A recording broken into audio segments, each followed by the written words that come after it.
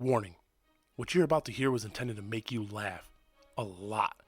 If you listen to the show and feel inspired, then that's awesome. But if you're easily offended or just can't take a joke, you should turn this off right now.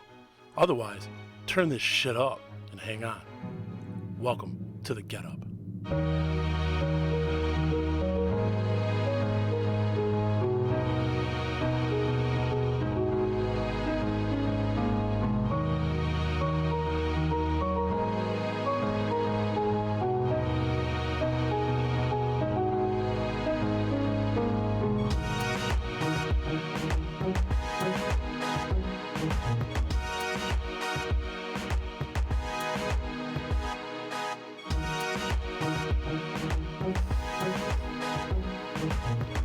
Rusty, getting down over there. Oh yeah, you found some groovy stuff for your intro. Like I appreciate the theatrics. If that doesn't get you up, I don't know what does. Thanks everyone for listening. This is JP, your host, the Get Up, and today with me is Rusty LeBlanc. And Rusty is someone that I knew in a former professional capacity and has gone through like a total life transformation. And I wanted to see, Rusty, if you wanted to talk about that. And you said, sure. So go ahead, introduce yourself. Yeah, well, pleasure being here, Jason. Thank you so much for having me on your podcast, the Get Up podcast. So yeah, everyone out there, my name is Rusty LeBlanc, a.k.a. Oh, sorry, I said that wrong. Oh, no, it's okay. Well, who cares about French accents anyways? Like we're not on the Canadian side here. We're on the Michigan side of things.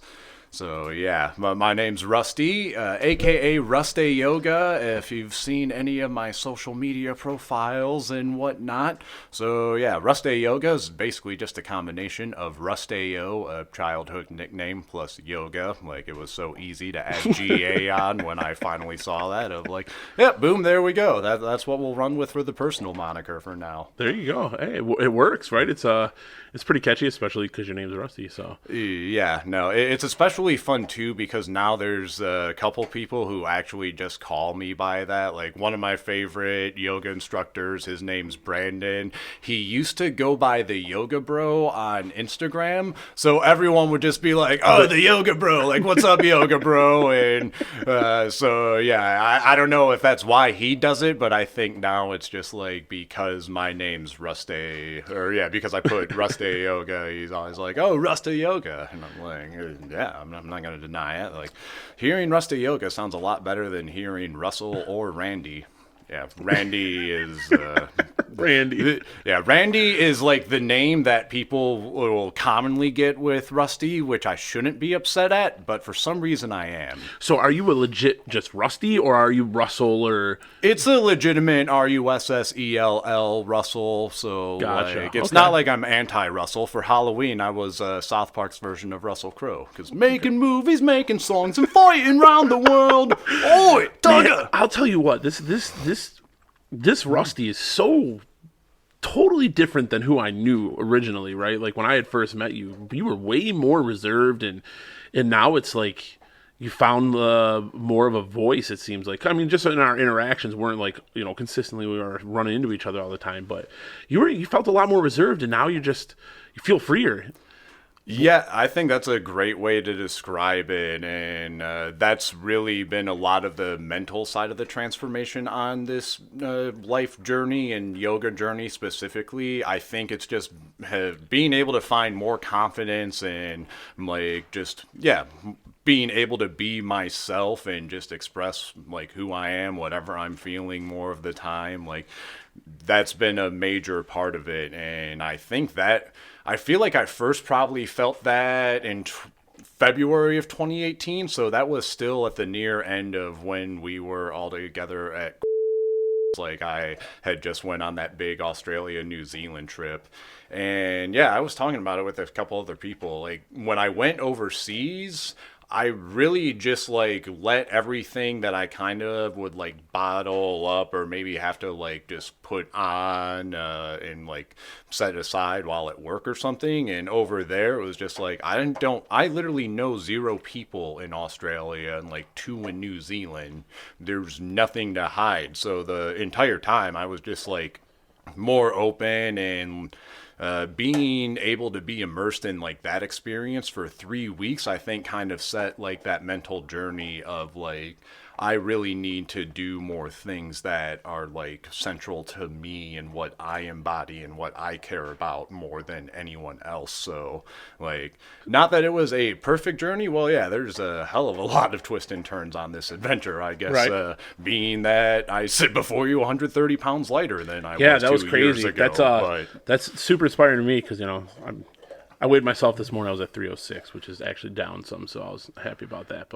And it's tough. It's tough to do that. Like I lost like 30 pounds over the period of like 6 months, and I've slowly started creeping back up a little bit. I kind of bounce in like a 10-pound range, but it's tough. It's tough to like stay committed and get it down. And so like being able to see that you like the physical transformation you went through too was crazy. I was like, damn, Rusty, man, that's awesome.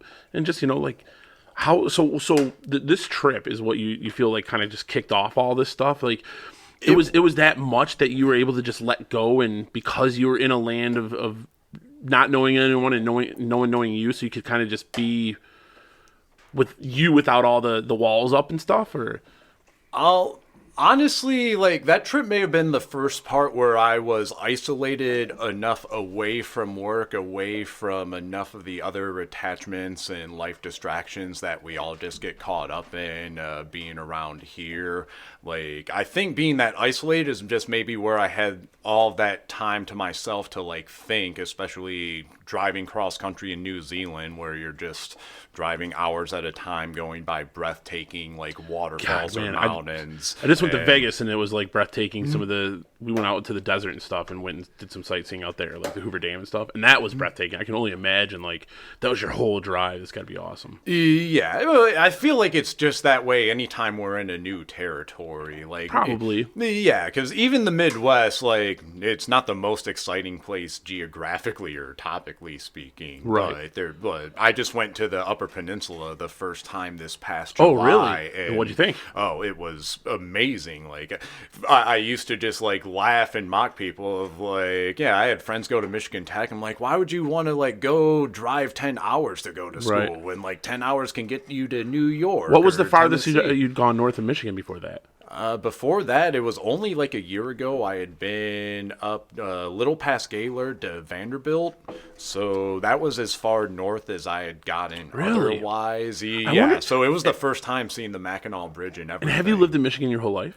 With the exception of 5 years in Chicago for school. Oh, and work, okay, yeah. Yes. But you grew up here. Yeah. That's crazy. That's really, I feel like, I wonder how many more people that have that story, right? That they grew up in Michigan and never been to the UP. I think there's so many more than you think, because I just know, like, there's so many people I grew up with in Monroe County who still, like, haven't been to Detroit or have maybe only been for a Tigers game or a Wings game or Lions game for some odd reason. And, like, with all of that, it's just like, I guess it's more of a sign of all of us of, like, there's so much to do within our own neighborhoods that we don't even know about. Like, sometimes you just have to, like, set aside technology, set aside your, like, normal routines and just do something different for a day. Yeah, so I went to the UP when I was little. Well, not little. I was probably a teenager, like maybe 12-ish. My family used to go camping every summer, but we would go to, like, Lakeport and Port Huron, or we always went to Higgins Lake. And then this one year, they're like, we're going on, like, a 2-week camping trip. We're going to hit 1 week at this one lake. I think that was Black Lake. And then we went up into the UP and we stayed at another lake for another week. And we went and sight saw up there, So, like, we went to this crazy spring where you can see, it's like so many 100 feet down, and you can see the sand on the bottom swirling. And they're like, to get down there, you'd have to wear scuba gear. It's so deep, but it's like crystal clear. Oh, dude, it's crazy, but it's beautiful up there. And so, good experience, obviously. Yeah, like, truthfully, being that it was my first time, I tried to pack too much in. Like, I was only up there for 5 days around, like, I think I left in Detroit on the 3rd and came back in the 8th of July, so around that weekend. And, of course, because I went that weekend, it was super busy, so I learned a few interesting things, like, hey, if you're going to use state parks, maybe book those in advance, especially on busy weekends. Yeah. They don't tell you this type of stuff when you just just, I guess, decide on your own to go to the Upper Peninsula and don't think to research that versus like, I want to go here, I want to go here. Like, I have a state park pass, it'll be all fine. No, But no. they can get booked up. Yeah. Yeah, so I had a few issues where, like, I the very first day I had this super awesome idea where I'm like, I'm gonna get to the straight state park, like, set up my campground, take my kayak, like, around the bridge or to the island and back, and it'll be so cool. Right. Then I'll be able to, like, sleep, watch the sunrise in the morning over the straits. Beautiful. Is it funny Perfect how we plan, like yeah. romanticize our plans, what we're gonna do? Yep, and sure enough, when I got up there, like at 4 p.m. that day, there were open campsites, plenty of spots to go. So I find a spot right on the water, set up my tent, like relax for a couple hours while setting up my kayak, and I actually get my kayak like paddle to Mackinac Island and Really? back, which I didn't expect to Across the lake? Yep, across the strait. How long did it take you to kayak? It took about an hour 40 each way, give or take. God, so I don't know if I could do that. I think it's like maybe 2 hours. Oh, it was definitely a lot in the shoulders. But How like, rough was the water? It was super calm, and I think that's why I did it, was because The conditions were ideal. Because I've been over There may have been a mile an hour of wind, f that, and just by. Like, yeah, with how calm it was and no real current to fight, it was just like, yeah, I'm just going to start paddling and see how it goes. Really? And just, yeah, I knew I had enough time where, like, I'd be getting the sun down, or, like, the sunset on the way back. So I got there, took a few pictures, like, walked around the island for a little bit, and then... What a sweet little adventure. Yeah, no, it was a super cool way to start the trip. And then, of course, when I get back, and you can imagine, like... I'm talking about kayaking for 3.5 total hours, so it's not exhausting on the shoulders, because especially with yoga, you kind of learn just to ease into the groove and like. I'm go sure at you're the more steady flexible pace and that's, stuff like, too, though, because you've been constantly Oh yeah. stretching your muscles. Yeah, being more flexible, being able to sit still with my legs long in a kayak, being able to sit properly with good posture in that kayak, like, it all made it more possible. But by the end, like, I get back at 10:30 at night, so a little later than expected, and I'm just relieved of like, oh, thank goodness. But I remember, like, right when I got up to the beach, it's like, I remember those campsites. I don't see my tent, and sure enough, like, this camper's just blocking in my car. The tent is like gone because apparently, the people who got there just like took my tent down and threw it in my car, and then basically just told me like, yeah, we were getting ready to have your car towed, but you got to get out of here. And I'm like, Was it like where you had to reserve a spot, or was it like open camping? I think it was, well, it ended up being where you had to have had a spot reserved, or it was just like those spots were all reserved. It was no openings. On my end, I just wish that maybe there was like a single person or a sign when driving in that said like, hey, stop here, like, hey, this is what's up for the night, like, this is where you have to sign up, or just like, hey, you better not plan on staying here. That's for the crazy, night. because like parks down here at least, like if I go to like Higgins Lake State Park, you have to go through a checkpoint to get into the campgrounds. You can go to the boat launch and stuff in the store without going into the campgrounds, but you got to have a pass and stuff. Like, they're actually pretty strict with it there. But yeah, so I mean, I must have just missed crazy. the initial checkpoint at that spot, but like, well, whatever. So instead of that perfect plan where I'm basically getting back to eat a sandwich and pass out for the night, instead now you're looking I'm for somewhere to be. Yeah, I'm folding up my kayak and grabbing my stuff, and I just started driving up to. I just drove to Tahquamenon Falls straight that night, and then get to Tahquamenon like 12:30 at night on an empty tank of gas. And you know how the Upper Peninsula is just like, because it's so small and remote. Now, like, or like you can't really drive at night unless you have gotten gas and prepared, because like, you don't know where you're gonna see it. Yeah, unless you're full, like there's a good chance when you finally find it, it's closed. Like, it's funny you say that. I was just bowling last night with my brother, and he's, we went out to Vegas last weekend. He drove out to California and back a couple times, and we were talking about that, and he's like, people don't know, man, when you're driving through the desert, like, it doesn't matter if you got a half tank. Fill up every gas station you see. If you need gas, fill up because you don't know the next time you're going to see one. Yeah, no, you very easily take gas for granted in like suburban life, like we have around Metro Detroit or just Right. any For like sure. For more sure. heavily populated. We're used to area. gas station like every mile to, 2 miles. There's a gas station. In any direction, I can find a gas station quick. Yep. Yeah, and in the rare event that you bypass that luck anyways and do somehow run out, because of the abundance, AAA can usually be there fairly quick to bail you out. But, So your overall experience up there, though. yeah, so I saw a lot. So I'll just try to run through as quick as I can. The next 2 days was basically Taquinnaman Falls and all Munising area. So like a total of 5 waterfalls, watching fireworks Wow, over the that's cool. Munising Bay, sleeping on the beach on top of doing like the pictured rocks, kayaking and stuff. Damn, you went to Pictured Rocks and everything too, huh? Yeah, no, I tried to fit a lot in on this trip just because. Do you feel like it was? Do you ever feel like that kind of trip where you're trying to cram so much? Did it feel almost like anxiety inducing, kind of like man, I gotta go, I gotta get to this part, get to that part? Yeah, no, that's exactly right. Because I tried to go to too many places, I didn't feel as much of like that yin kind of just relaxing and chilling out at a few spots or really like exploring and being like intimately integrated with a place.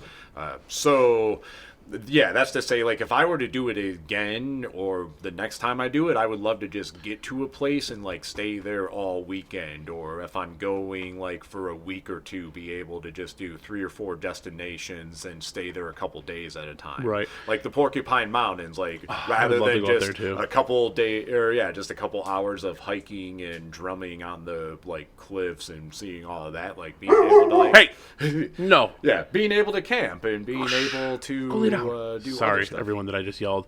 My studio dog is deciding that she feels it's time to bark for some reason. Yeah. No, come here. Well, in defense, there are mics for your dog to join in on the convo. Yeah, no shit. Yeah, your dog's Oh, probably like, this guy won't stop rambling. she'll make Like, noise. We're on a scenic detour right now of the Upper Peninsula.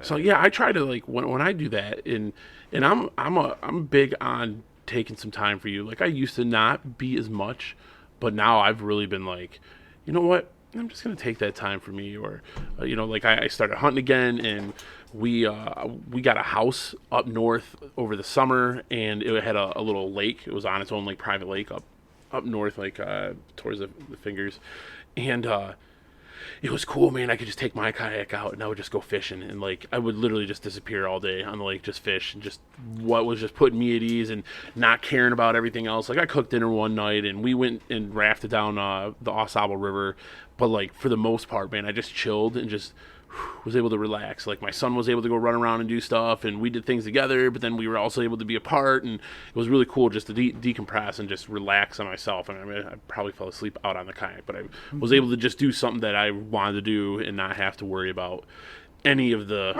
oh man, we gotta worry about this, worry about that, holy crap, Yeah, exactly. And I think that's the ideal of a vacation wherever we go, and is just just be able to like relax, and instead of planning and overthinking your trip, just try to enjoy it. I guess that's the yogic philosophy in and of itself, is like whatever you're doing, just like be present and just slow down and stop trying to like rush the moment, or Yeah, like only think about the next one, when like whatever moment you're going through right now, just enjoy that and enjoy that journey in space. Do you think that's part of like a societal pressure that we put on ourselves, that like we have to experience as much as we can because life's so short, and you got to try to do everything and just cram it in? Because I mean, like it can feel that way for sure. It's like, oh man, I've never even seen this. Like when we went out there to the desert, I was like, I never thought I was going to see the Grand Canyon from the sky, really, but I never thought I was going to go to Vegas. It wasn't like in my life plans, I would never thought I was going to go out to the desert and see that stuff. We went to the Hoover Dam, like that was crazy. I never thought I was going to see the Hoover Dam. So I mean, like we just didn't try to cram so much into it because we were also there for her work. So it was like we didn't try to cram like a ton. I laid around in the hotel room all day. I could have like been out trying to sightsee everything, but I wanted to wait for her. But we just tried to like take it, like we like 2 things each night we kind of did. Yeah, and I think like also just being able to lay around in the hotel room and relax, like that's also well, I mean, it sounds like only you got to enjoy that of the 2 parties, but I she know, let me like, know. yeah, but that's also like part of a nice thing on vacation. So I'm with you on that. I think it is so much of society, and I talk about it in a lot of my classes, just because I've seen that in the yoga world, where especially in our Western society of like, well, yeah, when I say Western society, basically America, like so many of the studios are just offering like vinyasa, like fast-paced classes, or like slow burn, and it's all of these like heat building hatha, like get active, but Right. there aren't as many yin and restore classes that like help bring that balance back to you. And especially during the summertime, like now we are flipping the switch because we've gone from it being 80 bold 5 weekends ago to it snowing on Halloween. Look, we landed on Monday. We came back from Arizona or from Nevada, and when we left Vegas, it was like in the low 60s, and when we landed here, it was 75. So it was weird to go from Vegas to here and it actually be warmer here. And then now, yeah, it was 32. Like this morning, I think it was 34. We went out and closed the pool today, and the whole time out there, it's just man, it was just warm not that many days ago. Yeah, no, I laugh about it because like when I was started teaching at the YMCA downtown in September, it was like, hey, it's warm enough. Like let's practice outside on the deck. Right. Like who knows when we'll be able to get to do this again? And the answer Yeah. is, well, not this year. Right. Wow. Yeah, that's crazy. I mean, it's funny because when I was just going through this, I love winter and I love the snow. I love the cold. Like this transition, what I don't like is having to winterize shit. Oh yeah, like that's a that. rough Like game of home preparing for ownership. winter kind of sucks. But like I enjoy the snow. I don't really like driving in it. Well, I do like driving in it, just not in traffic. But like, oh, man, it just I love it, but it does feel like there's this, oh crap, we gotta squeeze as much into the summer because it's only a few months. Like we gotta do all these things, go on vacations, go do this, go party. Wow, like there does feel like this pressure to just enjoy that. But then yeah, you get into the winter months and it's like nothing to do because you don't want to go outside, so everyone's trying to get together. And then it's a good time for people to start getting back into the gyms and stuff because they got nothing else to do. It's not nice out. Yeah, or so like during all of the seasonal changes, I just try to remind people like, well, if you're in this area, one, you can't really avoid it, but look at it as an opportunity. Like if you are used to doing like so much outdoorsy things, like look at it as an opportunity to pick up a new hobby or like try Right. just different things in the winter because we can still be active. Like you can still generate plenty of heat within yourself to like stay warmer during this time. Like it's not ideal, but like yeah, even during the summer, like whenever it rains, everyone's like, oh, it's raining, or, like this is such a bummer. And Right. I'm like, You can always make the best of it. yeah, and I usually do not get upset when it rains because it's like if the rain's forcing me inside like in my free time, that usually means like that's more time to either do yoga or practice music. Like Okay. yeah, so weather can like sometimes force me to get back to like my main ambitions and hobbies versus like Right, let me go because you're kayak, let me distracted go by bike. it's so nice. Yeah, it's so nice out. You want to go ride your kayak. You want to go drift down the river or whatever. Like I would just be going fishing. Like I got the boat now, so I'd be like, oh, let's go take the boat out, right? But yeah, I totally get that because it's like, oh crap, and then it does kind of like, oh, the bad weather's like, all right, now I'm gonna sit inside. What do I got to do? Well, I got these other things I need to work on. So it does kind of force you into that. So you go on this trip, and you're able to just kind of be yourself for the first time in a long time, and then you take your trip up to the UP. Like, so where the rest of the progression go from there? All right, so the progression really begins back in October of 2017. So at this point, I had been a leader at for a little over a year. Had just gone through a bit of a crazy relationship that we're definitely not getting into on this podcast, but just everyone no who, problem. yeah, anyone who doesn't know, just know that I have like an hour-long craziest ex you will ever hear of in your story, to deliver. So, yeah, ask me about it or don't. Yeah, well, we can touch on that another time if you Yeah, ever want exactly. to. But anyways, it's to say, like, so after all this time of like, I finally had a doctor's appointment that was where the doctor was honestly really straight up with me. Like, I appreciated it, and like, I don't know if everyone has similar experience with doctors or not, but this is the first time I genuinely felt it, where the guy was just being like bluntly straightforward and simple and honest with me. Where like I was talking about how I felt a lot of knee pain and ankle pain, and he basically said like, well, the only way that you can take pressure off of those joints long term is to literally take pressure off of them. Like Yeah. gravity is what's affecting you, and yeah, because he's like any other short-term thing like surgery or Yeah, it's not whatever gonna fix else, it. it's like it might bring you temporary relief, or like painkillers might bring you temporary relief, but especially if you go down the surgery route, you lose that mobility and lose like your permanent just naturalness of the knee. So I think like yeah, so really having that straightforward conversation and also telling me things of just like, yeah, coffee's fine, Mountain Dew and Horrible. Monster aren't great for you, it's mostly the sugar. Like Right. caffeine's the safe part, it's all the other stuff that goes in. So at least having that conversation gave me a point where I made it a priority to just start trying to do what I could to get my health in order. And I had won a raffle at one of those, hey, don't look at us slashing all of your benefits, here's a raffle type of Right. ordeal. So as much as I hated those promotions, I won one for a yoga studio downtown, Citizen Yoga, and it equated to like 30 passes. So I started just, I had been practicing like semi routinely at the free classes to offer, and that was like my first introduction to yoga. Okay. So that was where I first started liking it, but and one realized like I think I want to do just more of this. Finally got this, and it was like, okay, this is my chance to like get in the studio and do a regular routine. What I noticed right away, it just from doing yoga, is if I did it, like I would be just much more calm, more relaxed at work, that no matter what happened to me, I would just be able to like kind of stay just stay level, You're stay releasing that present through the energy that moment. you're getting that out of you Yeah, through that and it's activity. like, you know, and it's also like from all that breathing and all that philosophy, you kind of know just how to handle everything else in your day-to-day life. Of like, hey, if someone like whatever starts getting on you, and like before you get angry and overreact, like just first stay breathing and stay present, and just Right. be able to like be level through the situation.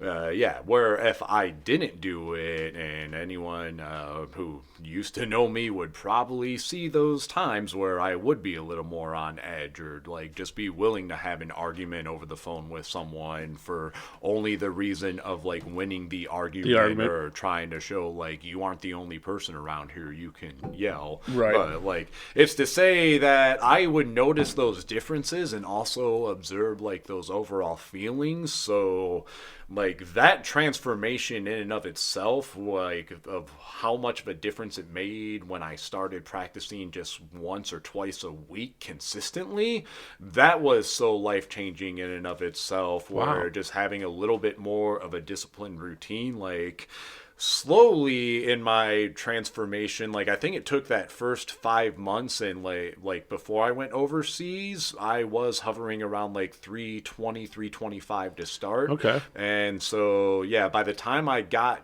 to February from October, so 5 months, like my work life had just been flipped upside down because they had me switch teams 3 different times. So by the time this trip goes, I'm just like only ready for this trip and nothing Right. more. And I guess what I would say on the trip is, like, as we talked about being isolated and finding like those, or yeah, just being, yeah, being isolated, having more space to just clearly watch your mind and observe how it runs. Like, there were a few things that I noticed overseas from trying to be open and be myself. So, oh yeah, and when I talk about being open and being myself too, that's also to say, like, in yoga, just, you can imagine while you're doing a pose, or if it's a slow class and you're just kind of like holding a gentler, let's just sit still and hold type of pose for 5 minutes. Yeah, so many thoughts like just come up from your mind. It's like such a good tool of whatever is popping into your head is like a source of stress, or you kind of like working through those things. Yeah, so I noticed that in my head, even while overseas on this spectacular, life-changing trip that so many people do not get the chance to I would even love to go to take. Australia. Yeah, oh, highly worth it. I endorse both Aussie and New Zealand. I also endorse packaging them together because it's a long flight. Like if you're going over to the Asian Pacific, like Just try to knock get it all out. Yeah, make sure you're doing at least 2 weeks, and if you feel adventurous where you don't want to spend 2 weeks in one spot, then like make it 2 countries. I'm not trying to put any pressure on you or stress you out at all, but if you're going over there, you might as well cram as much as you can into it. Yeah, well, if you're spending 28 hours like straight at airports and airplanes, you're going to want some time to not be doing just that. Wow. But yeah, so that's to say, like, there were 2 main thoughts that, or like, so much was just all of these stress points that kept creeping up for me. Of like, oh, you need to stay this late, like help these people, like, oh, don't let anyone work 1 hour of overtime, or like you will be like out of here, and just all of these different bombarding thoughts. Like I could not get them to escape my head even when I was like in the middle of a trip of a lifetime. So like from all that stress while I was over there, I realized I didn't really want to deal with that and do that anymore. One of the other changes on that trip, as I talk about like being open, anyone who has like seen my social media or has asked me about it probably knows that I'm openly bi and a big advocate for the LGBTQ community. And that's to say, like when I was over there, I wasn't out yet. So, but well, I was going to ask, like, is that part of this whole experience, was acknowledging that? Yeah, because that would be like the other main stress point when I would like lie in Shavasana or lie in these yoga classes, like in terms of like something traumatic or something that like stressed out my mind so much and clearly pulled me like away from the present. It was that. So like so those 2 main things being like my negative source of stress, along with over there the people were just so positive and so welcoming. When I told them my lifelong goals of like being a musician or wanting to open up a live music yoga studio, they would be like, over here so many people would be like, are you sure that's going to be able to be financially stable and provide for you and your family versus this current job? Like, what will you do without insurance? And over there it's just like, if that's what you feel like you want to do, you should absolutely do it. Because if you have your mindset like, basically if you have your mindset where it is, or this is what you want to do and you put the work in, you'll succeed in the end. So, and I think that also comes a lot from like their more social attitude, or more like, or just economic differences, where those countries are much more socialistic, just because everywhere else in the world has healthcare and stuff and an education, and we don't. So that makes it really hard in and of itself for people to transition. But it was to say, like, that positivity of, like, when you see people who are more happy doing what they want to do, when you start to lose those points of stress versus when you feel them come back and realize, like, what's the ultimate source. Problem solving at the end of the day is just first bringing awareness to what your problems are, and then putting actions and solutions in place to ultimately fix them. So when I got back from that, I don't want to skip the other thing on the weight loss side of things on that trip too. So on the weight loss thing, it's funny, is as I noticed a difference between you and I had that same conversation. I ended up having orthoscopic surgery on my knee because I tore the meniscus. And you clearly went in the opposite direction that I did because here we sit a year later and I'm still about the same. But and now I'm dealing with like a pinched nerve and stuff again. This is like the third time that I've had the sciatic pinched. But it's yeah, definitely there's like that's something that we talk me and my family talk about all the time is like making sure that we eat healthier because like I need to lose weight. I mean, I could probably go on like this and I look at myself and I'm like I can still see myself.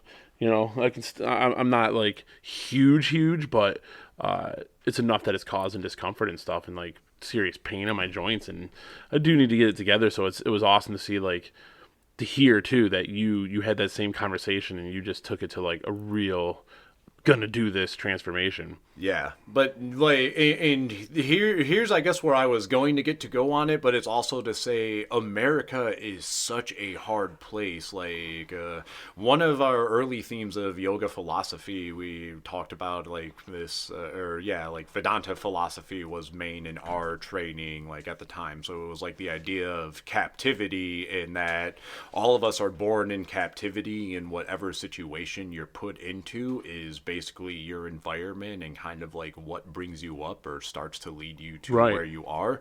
So in America, like a lot of our portions are big, especially compared to the rest of the world. Like so much of our stuff is No. corn based and like so yeah, so many processed foods. But it was to say like not that Australia and New Zealand are like super healthy by any means, because they aren't perfect by Did you eat any any stretch. kangaroo while you were over there? I didn't have any Are you an kangaroo. adventurous eater?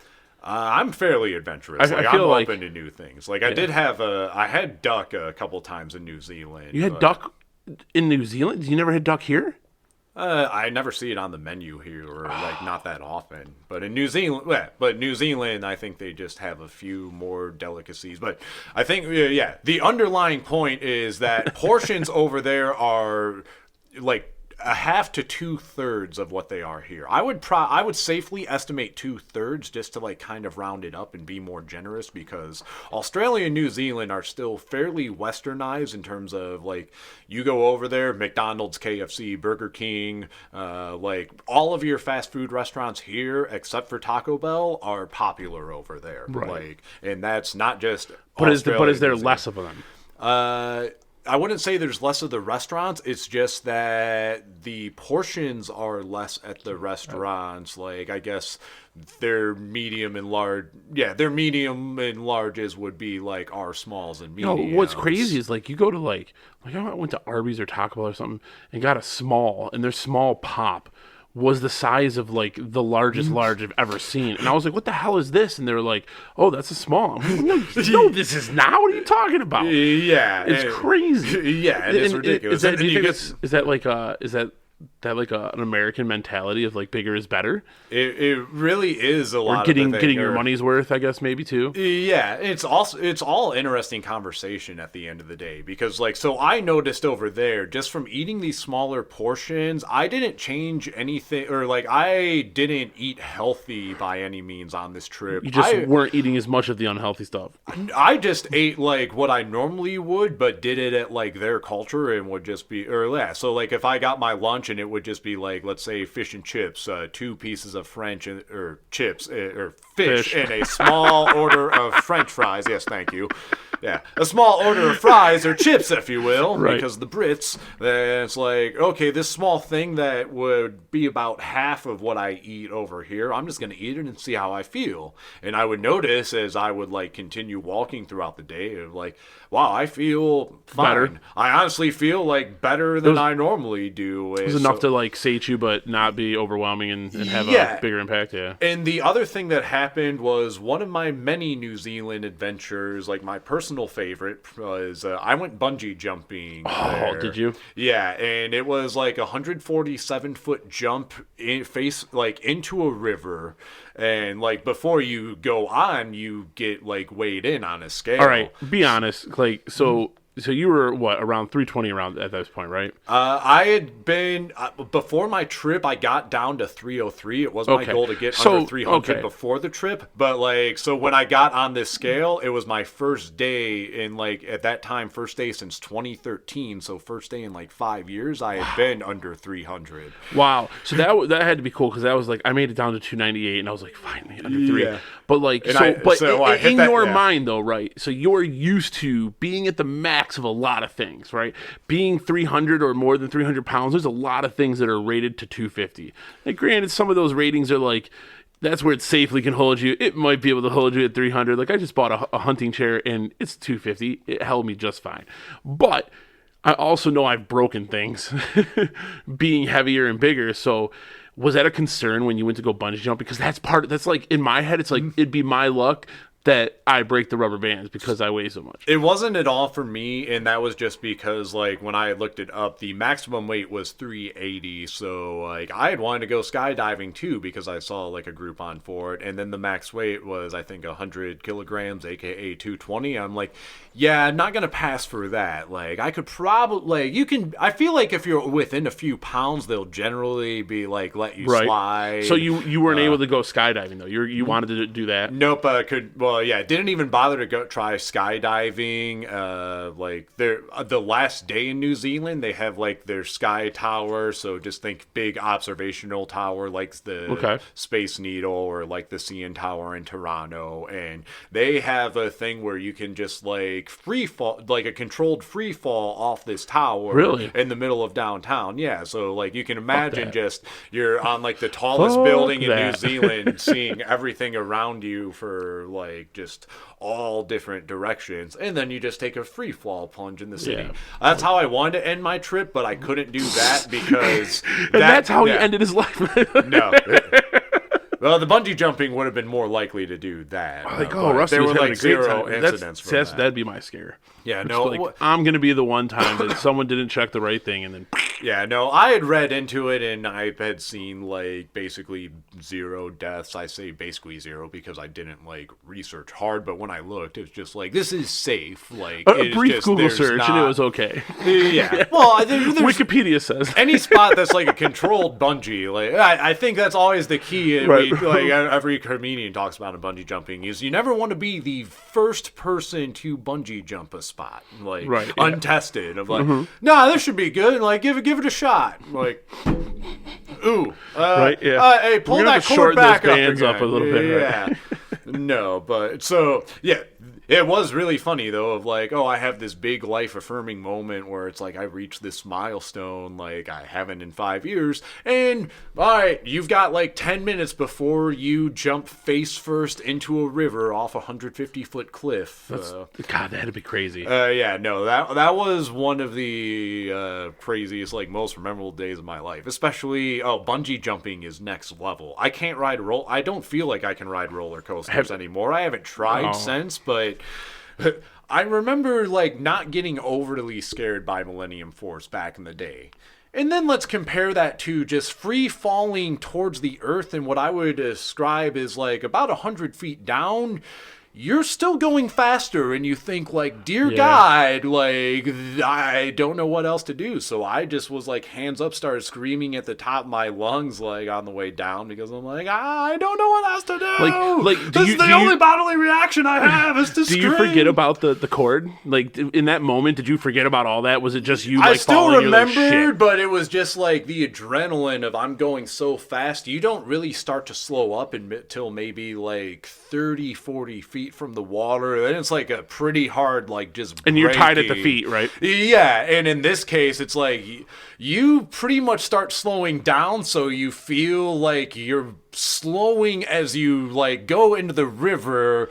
And so you dumped into the water. Yeah, they when I'm sitting getting strapped up, they're like, all right, do you want to go in the water? I'm like, that's an option? Like, yeah, I'm not going to say no if I have the option to do it. Oh, it is impact. It is pretty hard just because it's like think of like high diving. That's Right. about like what like But if you're 10, not prepared for that, you can get fucked up, right? yeah, well, as they said at the top of the thing, they were very strict of like make sure that like you keep your hands up and your chin down. Like, do not look at the water when you impact. They're like, if you do, you'll have black eyes. Right. It's just like there's all these different things. So thankfully, I had at least been practicing yoga for a few months at that point because when you get on the platform to go off, like after they strap you in and give you all of the final things, when you get to like the oh shit, this is really happening. You're really about to do this? Yeah. Did you ever think about backing out? Nope. And I guess here's why. It's because it's like if you were looking at this desk right here, maybe like once you walked out, two of these wood prints would be like the little ledge, or I guess maybe even lunge. So like walking out on here and then just like feet here, and then you have to like slide to this edge before you get off and go all the way over. So as soon as I got to that edge, it's like my mind is basically like you can't commit, like you have committed to no this choice, way, yeah. because if you like the way you would get hurt on a bungee, I feel is if you try to like freak out in that moment and be like, I don't want to go back as you're plummeting. Have you done it since?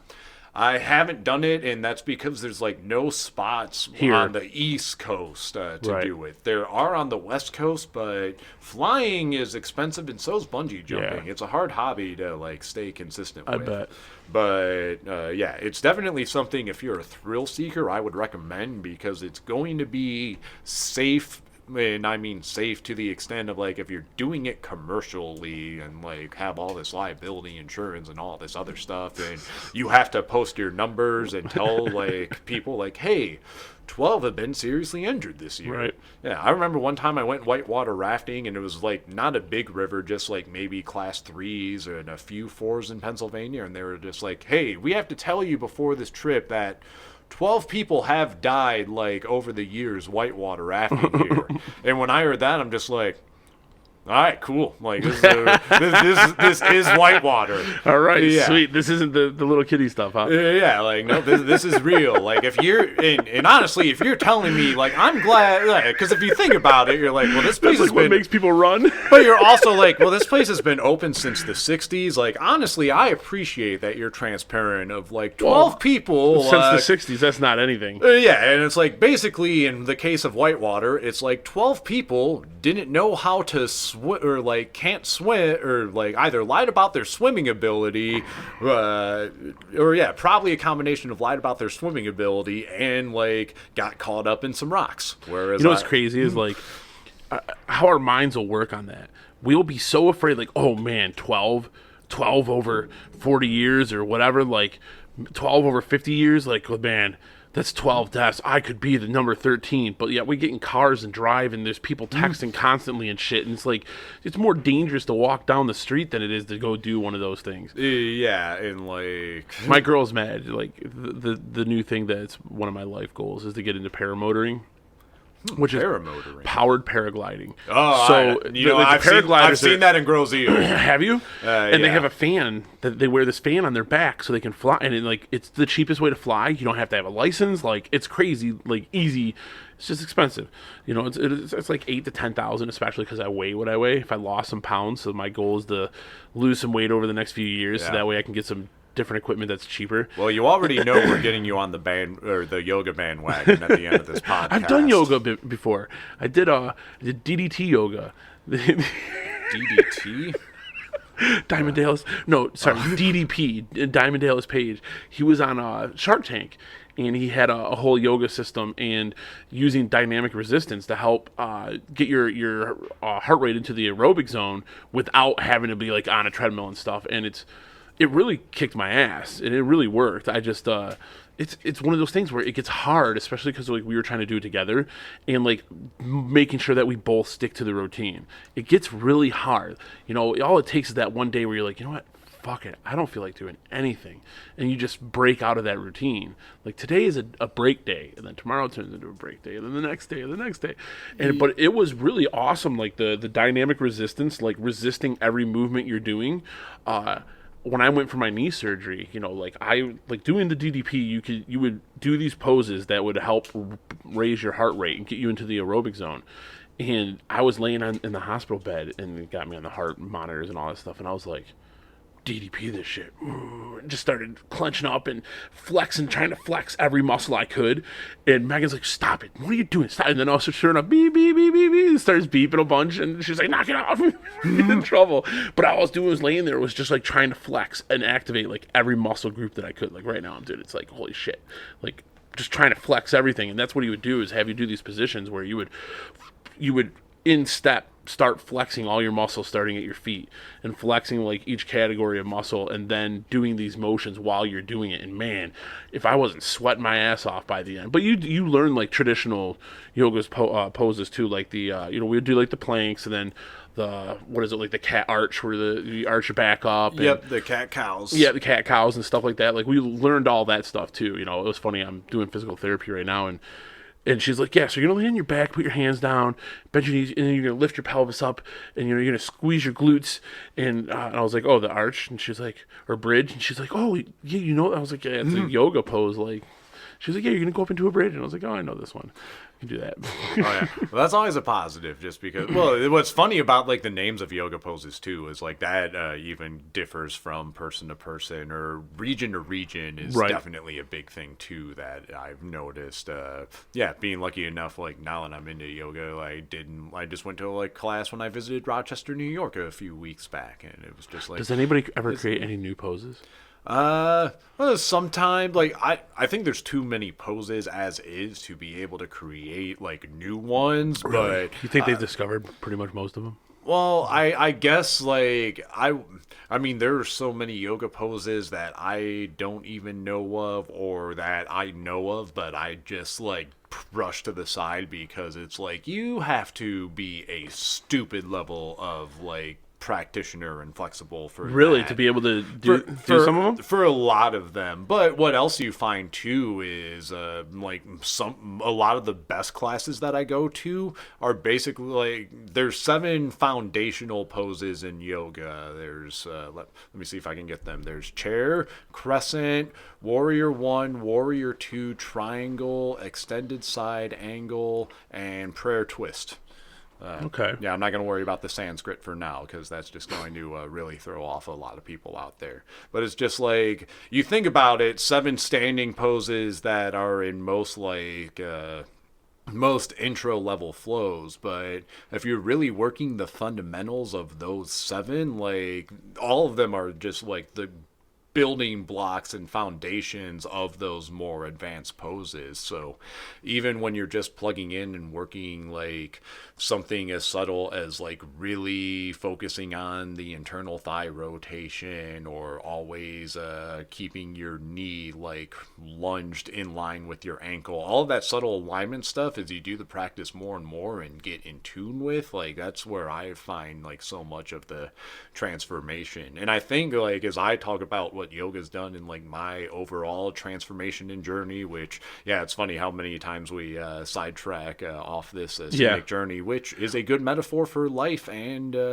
like everything itself is just And that's like one of the things I try to accomplish with this, right? Is the real conversation, not just the like what is it that someone's selling or trying to promote, but like the real actual conversation. That's what happens in a normal conversation. You have those those little side steps and off-topic conversations that just kind of spring up naturally. Yeah, but it's to say, like, all this is to say at the end of the day, like, what I find so great about this practice and, like, what really helped me at the beginning of that journey is when you actually start to feel and experience that transformation. So I remember, like, when I first crossed over, like, on overseas, like, getting under 300 pounds basically by eating less, like, and the feeling of, like, being able to just be a little bit more active or a little bit more adventurous and free that I was, like the transformation that it had like done in my body, like just physically and mentally and all around, was so powerful to me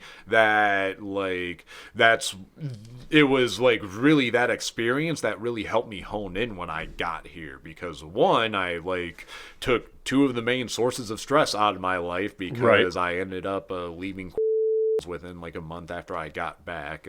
Like a complicated way of leaving out, and wasn't maybe necessarily the intention, but ultimately at the end of the day, what I try to tell everyone is just like, if you're at a spot that like harbor or like just isn't healthy for you to be at, or like doesn't allow for you to do everything you need to, you always have the option to leave. And sometimes leaving or just detaching from something negative is the best way to continue to move forward.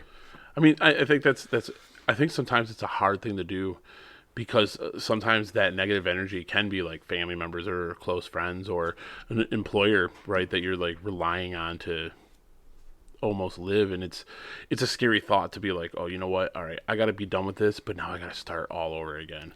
And I think that's mentally one of the harder things for people to face, is the whole starting all over again.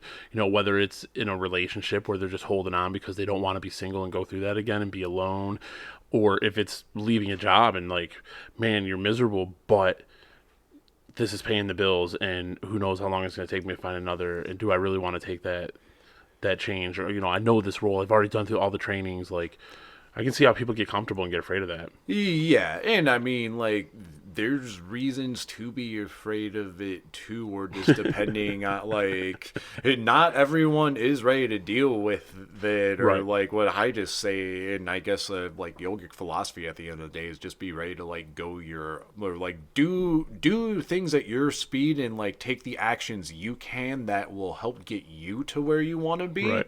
Like even on weight loss, like I can't tell everyone like, oh yeah, just never drink pop, because even if cutting out Mountain Dew like ultimately is what really helped me start to like have It's weight funny you fly say that. off. You cut out, like, you brought up Mountain Dew a few times. Like, so did you really like Mountain Dew? I used to drink about 2 liters a day. Even in high school, it would be closer to like 3 liters a day, given what's funny, the amount of stress that, like, well, yeah, an AP student, class president, captain of the football team, first chair in band, track and field, and like all of these activities, and just trying to like stay up to date. Just drinking Mountain Dew the whole time? Yeah, because like I guess I justified it as like that was my form of coffee, and like, it's not as if I was inactive because of all the stuff I was doing, but at the same, well, like comparatively, I just enjoyed the taste so much that I never realized like how much it was. My girlfriend loves Mountain Dew, but no, it's just funny you say that, because like your shirt is sweet because it's a bare face, but it is like almost Mountain Dew green. Yeah, it's really more Monster Green, which was like the other big one I really used to be into. But like, yeah, I remember that was a fun day when I like went. I remember the exact moment I went from liking Mountain Dew to like being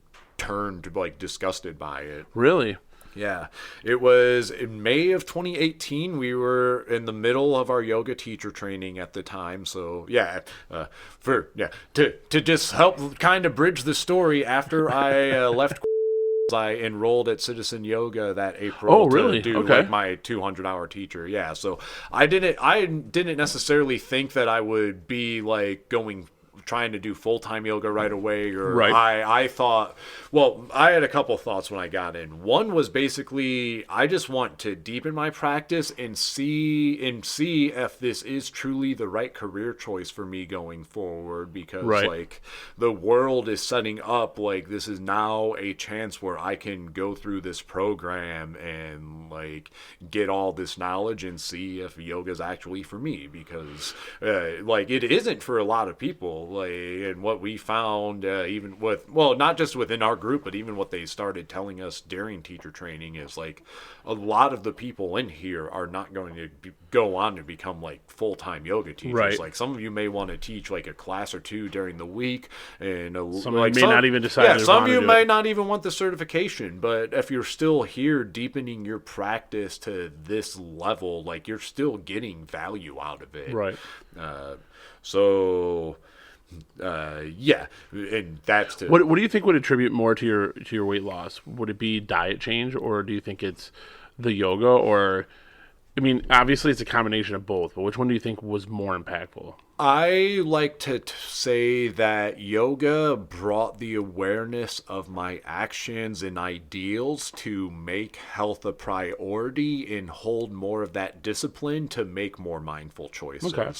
I say that because over the past year, like I have, yeah, as we talk about America not being a great place and just also sometimes being like too comfortable and content or just like letting your discipline and actions go Right. once in a while. Like I've done more of that in the past year and haven't made. I think probably because after I got under 200 in February, like that was such a milestone. Wait, you got under because- 200? Damn.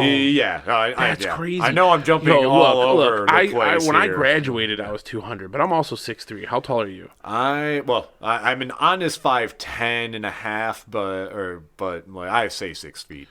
Okay, yeah. So I'm 6'3", and I think I carry 300 pretty well. But that's crazy because like 200, like it's funny. I look at myself in like pictures when I was 200, and it looks ill. Like I look not healthy at all. So it's crazy to see just like you look great, like in great shape. Yeah, And I look at myself and I'm like, holy crap, my face is so like gaunt looking, and like there's one picture. I mean, I think I was stoned, but I was like, man, I look like I'm fucked up. Like I looked like I was a crack, and it was just because I was skinny. That's it. I was just skinny. So like I kind of grown accustomed to or comfortable with my face, but yeah, I need to shave that down. But Yeah. diet, like do you think that? So you're saying yoga, you feel, because it brought the awareness to the issue more. Yeah, yoga brought more awareness to my diet. Like, so as we were talking about Mountain Dew, I like that night that transformed for me is like originally in my journey, like as I talked about, I used to drink like close to 2 liters a day. It's crazy. It took a lot just to get to like drinking a glass a day. And when I say a glass, I mean like pretty much the equivalent of a bottle, like a stadium cup glass with it's like 24 ounces or so, like give or take. And like it took a lot to cut down to that. So like even at the beginning of my journey, So I was it think just by, pure like, Mountain cutting Dew, or down- was it like Code Red, or it was every flavor. Like I mean, Just any Mountain Dew product, basically? Yeah, the Couldn't OG lose. citrus was probably like my main one, but OG. like I would grab like I would have different Mountain Dews and like literally be able to coordinate like the color flavor Mountain Dew I was drinking with whatever outfit I was wearing. So yeah. No, you exactly. did not. Oh, you better believe if I was wearing a red outfit, drinking like Code Red. yeah, like And then if all the orange, you're Pistons- drinking that. What's the orange one? lime. I think it's Livewire or something? Yeah.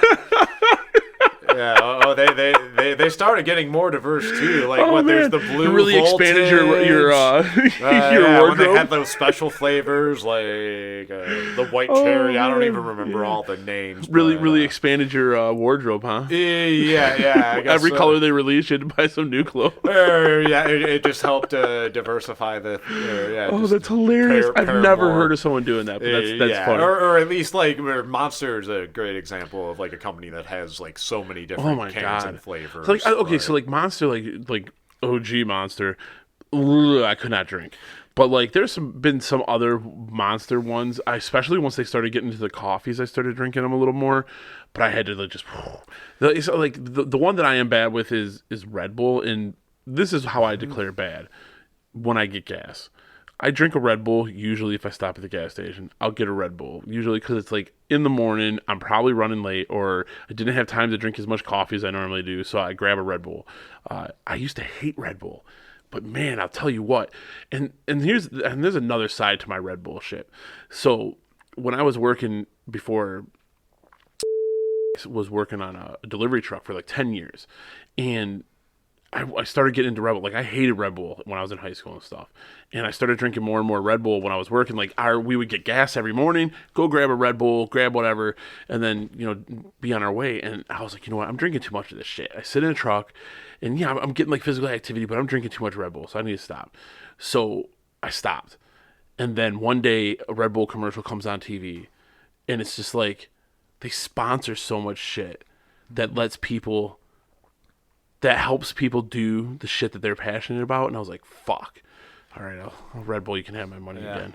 Well, Just because like they sponsor so many cool things that like that are out there, right? The weird shit, like the trials, the bike trials, and the rally racing, and the plane flying, like these obscure things. It's probably really hard to get some kind of backing and recognition for, and they're just out there supporting that shit. So fuck it, they can have my money. Yeah, them and Monster are kind of like that too. Yes, Monster is too, for sure. Yeah, and well, I just prefer the flavor of Red Bull to, and even that can be too strong sometimes to Monster. I just could not do Monster. I knew people that had cases of Monster under their bed, and I just could not be that person. Yeah, well, that's an interesting just like talk about corporate sponsorship and how all these branding things like play out in the end is because as we talk about like our love of my old love of Mountain Dew, like when I watch TV now, I still see it like Mountain Dew sponsored everything. Like or like all Pepsi, all that, all Pepsi stuff and all pop products, and it's like all the fast food stuff, like, and it just goes all it keeps going all over the show. But it also is like, because that's so mainstream and because we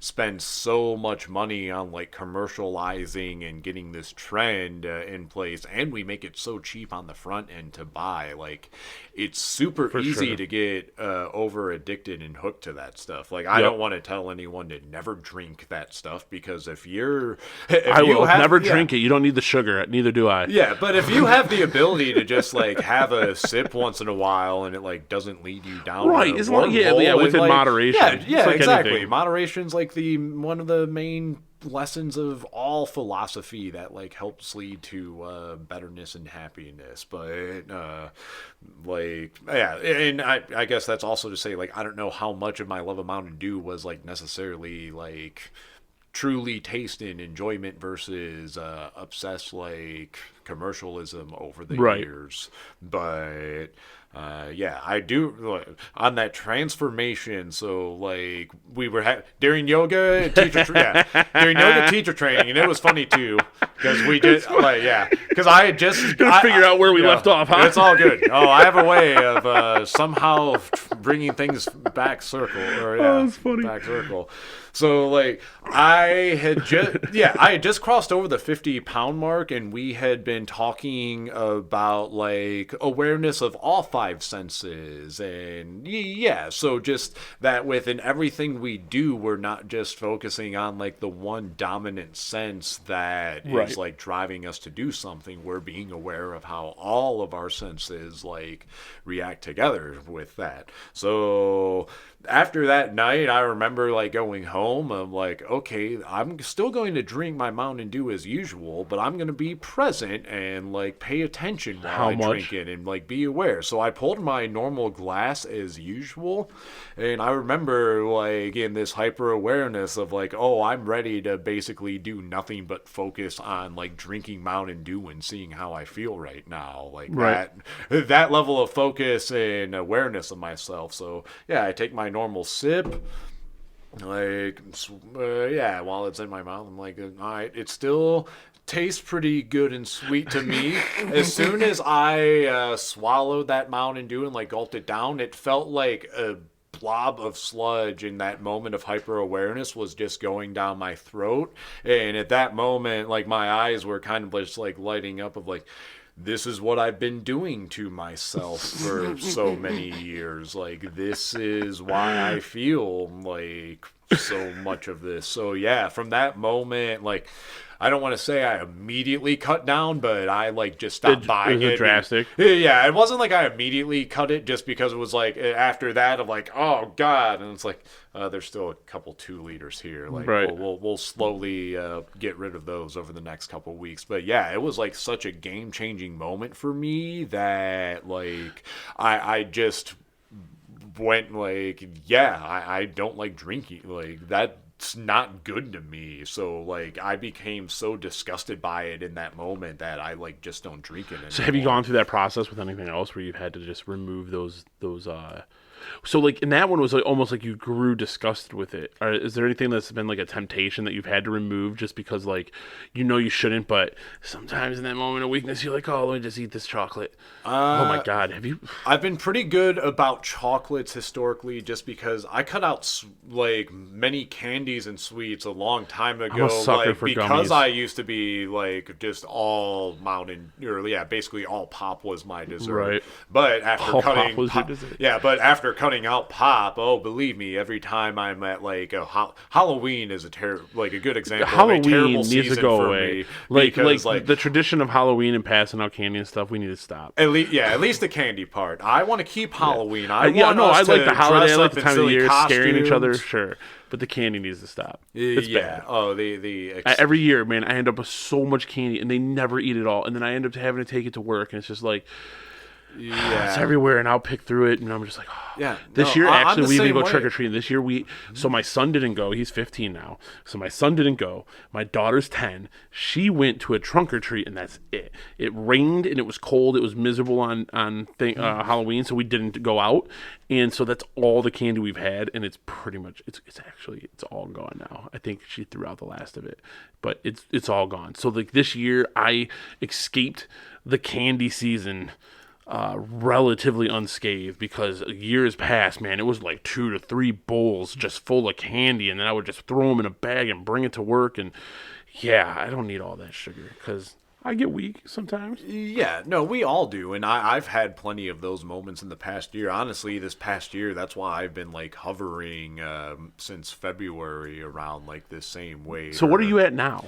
I like a range of 195 to 200, depending on Just And what is your ideal? What in your mind is the ideal weight? I ideally, for me, would like to get to 160 to 180. And I say that just being one with weight is I don't necessarily look at the number versus the overall feeling. This is something, this is something that, like, as I talk about, like, awareness Well, you definitely to might feeling wear and it different than you did senses. when you were younger. Yeah, but what I want to tell anyone out there who might be trying to lose weight or is just going through, like, trying to diet is sometimes one of the best things to do is just stop stepping on your scale. Like, take a week or two off of, like, your scale, like if you just so number obsessed, and instead, like, just when you eat, focus on the way you feel. Like, if you eat a salad, not just how the salad tastes, but how you feel like eating salad versus eating a sandwich versus eating like the burger versus Have you cut that out? Have you cut meat out? Did you go like vegetarian or? I'm not fully vegetarian by any means, but I've actually have been trying to cut meat back. Like, I've cut a lot of it out over the past year or two, which is, to me, that's been another funny change, just because it's one of those where, like, when I first started, I didn't think that I would be like cutting meat out by any means, or would ever be like to the point where, well, yeah, I used to be I used to be one of the people who were like, how can anyone go vegan? Like, where will they ever like enjoy the taste of beef? But now that I've especially in the yoga world, there are a lot more vegans than vegetarians. But like, so when what was the main reason for cutting the meat out? Was it because of the industry and what's in the meat, or was it just because of the meat period? And how much of like the negative feeling from meat that's been in the media stuff and talked about a lot? And I've tried. I went vegan for like 2 weeks. So how much of it do you think is because of natural meat versus the mass-produced meat that we're dealing with? Oh, there's definitely a thing of anything that you get that's mass-produced is definitely not good for you. I noticed, like, when South Park first mocked Whole Foods back in 2015, that was the first time I tried going into Whole Foods, just because it's just like, to see what they're making fun of. of. I want to see like how much the episode lives up to this. Were they right? They were like South Park is. South Park is accurate about pretty much everything. Yeah, everything. Like they have good perspectives for anyone out there. But like even like when I first started eating organic versus like non-organic, I noticed that difference, and I noticed that difference of like eating meat versus one with meat. I guess I noticed the different types where it's like if it's something that is a little bit more organic or better taken care of, like I guess the grass-fed, for instance, versus like the corn-fed. Like I taste a healthier, like more like filling and nutrient and delicious difference between like that beef versus something that's like mass-produced corn-fed. And I'm kind of like in this weird state right now where I've hunted for a few years before. I used to hunt when I was younger. Never got anything when I was younger. Recently, so like 1 year I got a duck, a rabbit, and a squirrel, and then last year I got a bear. And I've never gotten a deer yet, but like That's really funny. Well, on a few levels. One, that you get a bear before a deer while you're not living the in first person Michigan. to say that one. Yeah. But it's well, I went to Canada for the bear, and everyone but one person in our like combined hunting groups didn't get a bear. Everybody, but just the one person. I feel bad for him.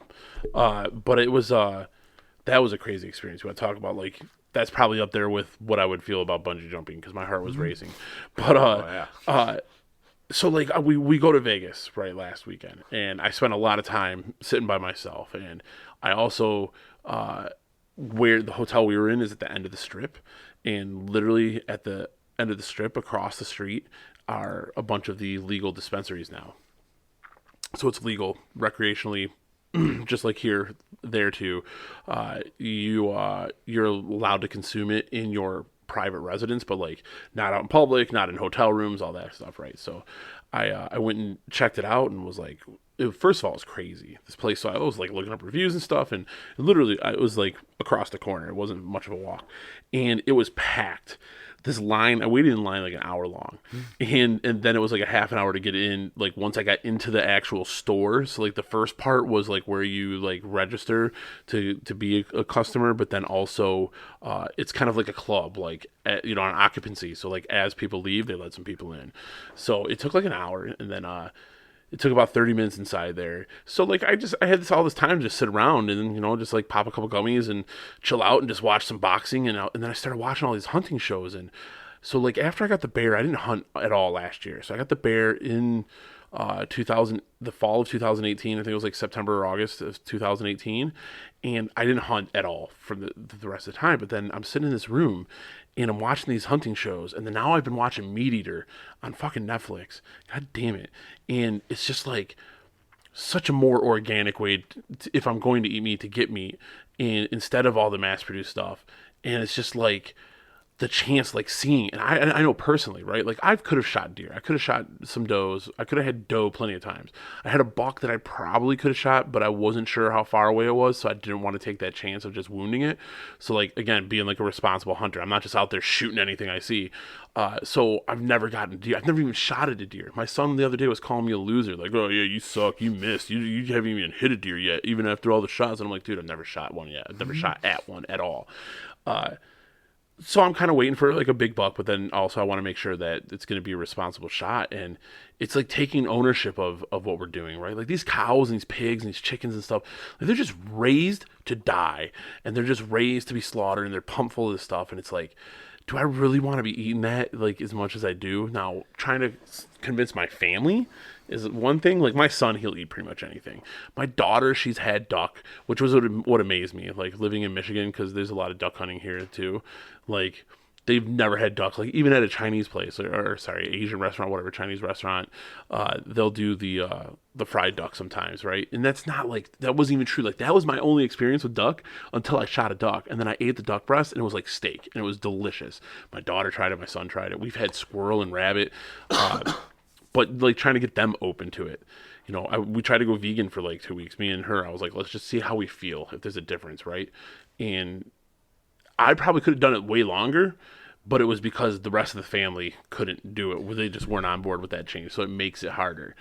And it's just, that's the funk that I'm in right now. Is like I'm watching this and I'm like, man, first of all, I want to go on these crazy hunts, but second of all, like I feel way better about the meat that I'm going out and getting. It's not some animal that was just bred to be slaughtered. I'm out there. It's got a fair chance of getting away. It's not pumped full of chemicals and all that. And it's like being more, to me, being more responsible and taking ownership for the animal that I'm about to eat or my family's about to eat. I don't know. It's just, and plus I want those like skills anyway, just because who knows if this shit hits the fan. Not to get all conspiracy theorist on us, but it's like dying skills to learn. Like the fact that so many people don't know how to change a fucking tire on their car. That's bizarre to me. Like my son's 15. He's going to learn how to change a tire in the next couple of years because he may be driving and should know how to change a tire. But like to me, that's one of the things. Like the whole meat point is like, I feel like I want to start shifting towards more natural meat that's better, that I feel would be better. It's more lean. It isn't pumped full of these hormones and antibiotics and who knows what else is going on. I mean, like, it's crazy. There's this show right now that's on Netflix. It's called Rotten. It'll just fucking blow your mind. It scares you. You won't want to eat anything. Yeah. Oh, well, challenge accepted, because there has been Chocolate, nothing dude. that has Like, been able to scare me or deter me from No, fully and eating. look, Yeah. like, I watched the whole story on chocolate, and it's fucking heartbreaking, and I still eat some chocolate after that shit. And I do feel bad for it, but it was like, man, not eating chocolate, Hershey's or whoever losing that one sale for me, or me not eating that Halloween candy isn't stopping that machine. Yeah, but like, But I did feel guilty. It is, yeah, but it's one of those, yeah. Well, there's so many different things to go on. I know, I with go all this. over the place. Oh no, it's all good. Yeah. So to me, one of just like with everything in the food industry, I want to just be told honestly like what I'm putting into my body. So Right. like that's what happens to so many of us when like we think that we're like not eating as healthy as we are, is because we don't know what goes into our food. And the food industry, that's like, I hate to bring it back to this damn show, but that's one of the things they talk about in Ron. Like, the very first episode's about honey, and about how much honey is sold as 100% pure honey, and it's not. Yeah. That it's actually mixed with corn syrup and stuff. Yeah. And it's crazy. No, the whole corn syrup and corn problem in this country, like I don't think there's any talk or like any awareness about it, but like it really should get just bigger points, because it's just like, I'm sure we have been in this boat. Like, how many times have you just been like eating corn and been thinking like, oh cool, I'm eating corn, this is a good veggie to eat, like I'm eating vegetables, and it's just like, corn on the wait, cob on the grill. This is actually like eating corn is worse for me than eating like so many other things in life, and it's just like, well, it's because you're told from a young age that, like, eat your vegetables, all your vegetables, not specific vegetables, not certain ones, all of them. Just eat vegetables. If it's a vegetable, it's good. If it's a fruit, it's good. It's a natural source of sugar. Like, it's. Yeah, and that's the problem, because it's like, no, like how much added sugar or added stuff is in that, because that's how it all ends up at the end of the day. Like I just try to read the ingredients labels on everything that I get, because and that's another interest. Like if I bring it back to Australia versus New Zealand, I don't know how many ingredients are in Mountain Dew over here. I would estimate 25. I heard about that. It's like super simple ingredients. Like they're like 5 things. Yep, I think I saw 6 in New Zealand, and it'll be like it included natural juices as well. Yeah, I saw something that brought that up. They're like, our labels compared to the rest of the world. They're like, basically, our labels, manufacturers put so much extra. And again, this is all from articles that I've listened to and read. This is by no means fact, unless you can look it up and find it on your own. But all I'm saying is, the information that I digested was, holy crap, our food and our snacks, everything has so many more extra things in it than the same food produced by the same company for a different country. Like, unless their labels don't have to be as specific as ours, or it's just that much of a difference. Because there's like one loophole I know about where they can say natural ingredients, and that could be any wide range of things, because it's a true statement that it was a natural ingredient. So like every few years, the whole beaver anal gland pops up in the news about vanilla, right? Which is true. It's used as a flavor in a whole bunch of different things. I don't think it's as widespread. At least that's what the beaver anal gland societies or agenda's been pushing, is that it's not in everything. You're not saying jokes. Beaver anal gland, are yes, you? I am. Okay. I wanted to make sure I was right for laughing at beaver anal gland. So there's a gland. There's an anal gland that's on a beaver's body that produces I don't know if it's a chemical, what it is, but it produces a secretion that is used as an extra flavorant in a lot of things. Like vanilla is one of the big ones, right? But it enhances the flavor. They use it in a bunch of different stuff. So I watched it on a couple of shows, like literally where they were working with the stuff. So it's really used as an ingredient, but it's listed. It doesn't say beaver anal gland, or some butt gland from a beaver. Like it literally says natural. Shit. can't remember. Yeah, what I'm natural saying. ingredients. Ingredients, right? So like because it's a natural ingredient that came from an animal, so it's natural and it's an ingredient. So that's how they're able to bypass some stuff. Yeah. Is able to just like throw it into our food and list it as a natural ingredient where it doesn't necessarily need to be there.